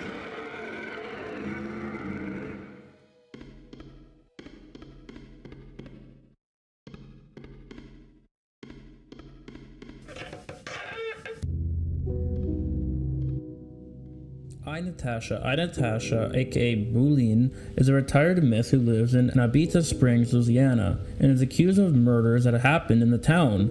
She is the mother of her adopted daughter, Mass_Newt. Natasha was born in New Orleans, Louisiana in 1941. She had a wealthy family. When Natasha was 7, her father passed away, so she only had her mother until her new partner became her stepfather and helped raise her. Natasha later got into Louisiana State University, where she lived with her brother and her older partner. Mid-year, Natasha volunteered as a field physician and an intelligence officer in the Vietnam War.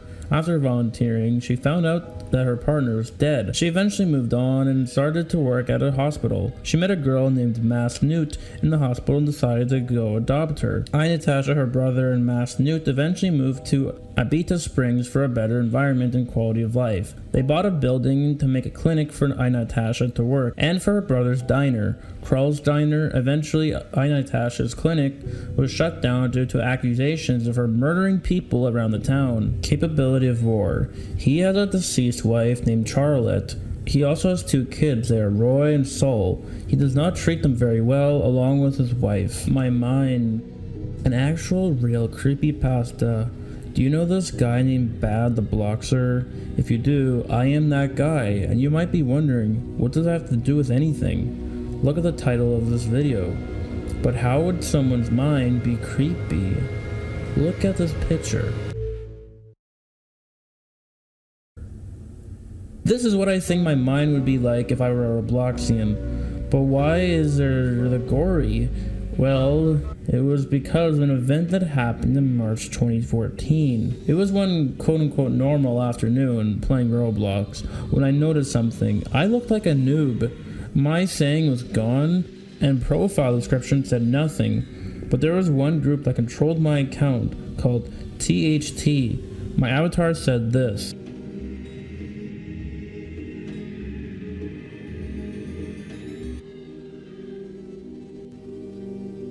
Sadly, I couldn't do anything. The creepy part is every time someone commented, a body part would turn red. When my whole body turned red, I was frozen. Not in game, in real life. All I could move were my fingers, my eyes, my mouth, yet I couldn't talk.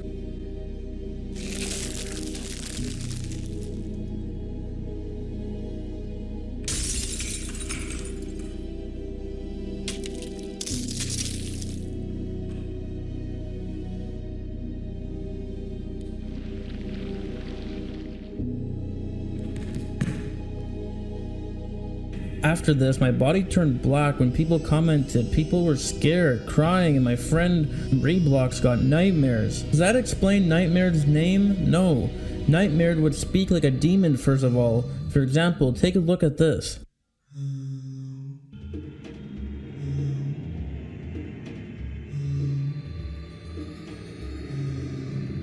I translated it and it said, "You are a mistake," to my friend Rebloxicon too. Luckily, people in the THT knew me quite well, so they knew it wasn't me doing this. They tried hiding at one of Reblox's servers, but Nightmare followed them, but I controlled my guy. Next morning, I went back on my account and I saw all my places shut down but one. My Mind, it was titled. I went there and I saw a bunch of bricks with decals on them, but they were pictures of my nightmares. My friends came, but they were scared and terrified. I couldn't help them. I was frozen, I was sick and dizzy. Was I dying? I don't know. But then it all stopped. There was one person not scared, not frightened. He told me to stop. I was able to move again. It ended like that. It didn't take much, did it? But recently I saw something. He is back! My nightmare is back!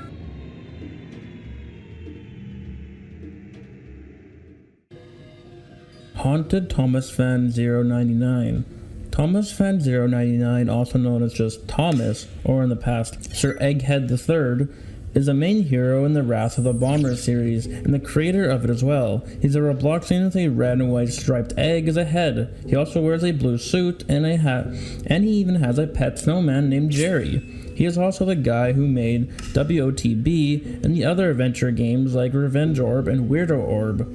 He's a bit of a weird one, but he's a nice guy nonetheless. He's also actually half robot. Not sure how that works, but we gotta think of some kind of bio for this guy. He owns a weapon called the Diamond Rampage. Not much of it was seen in action, so there isn't a lot to say about it. He tries to act heroic at times, yet he also has a bit of anger issues, depression, anxiety, etc. But even these issues, he still won't go down easily against Bomberfan and the other villains. You might be wondering why this entry is here. What's so disturbing about this entry? Well, I thought the same thing until, while researching Thomas, I went deeper. That's when I realized why this was here.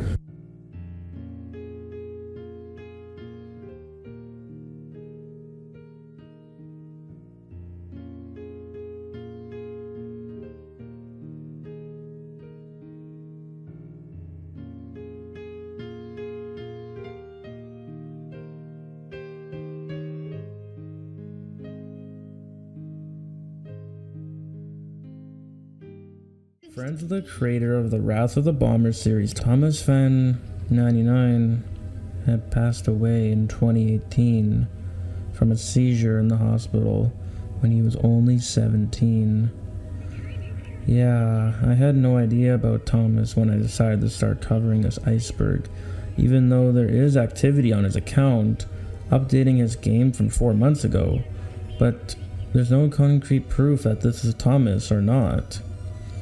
I even found some people debating this in the last upload on his YouTube channel from 6 years ago.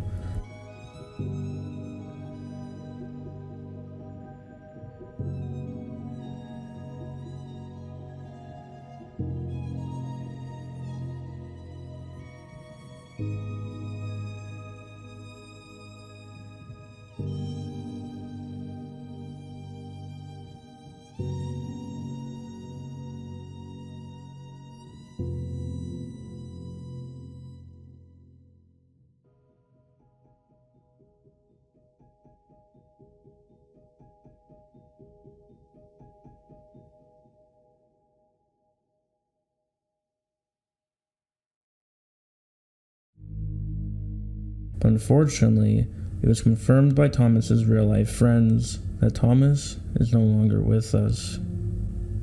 Rest in peace, Thomas Fan 99.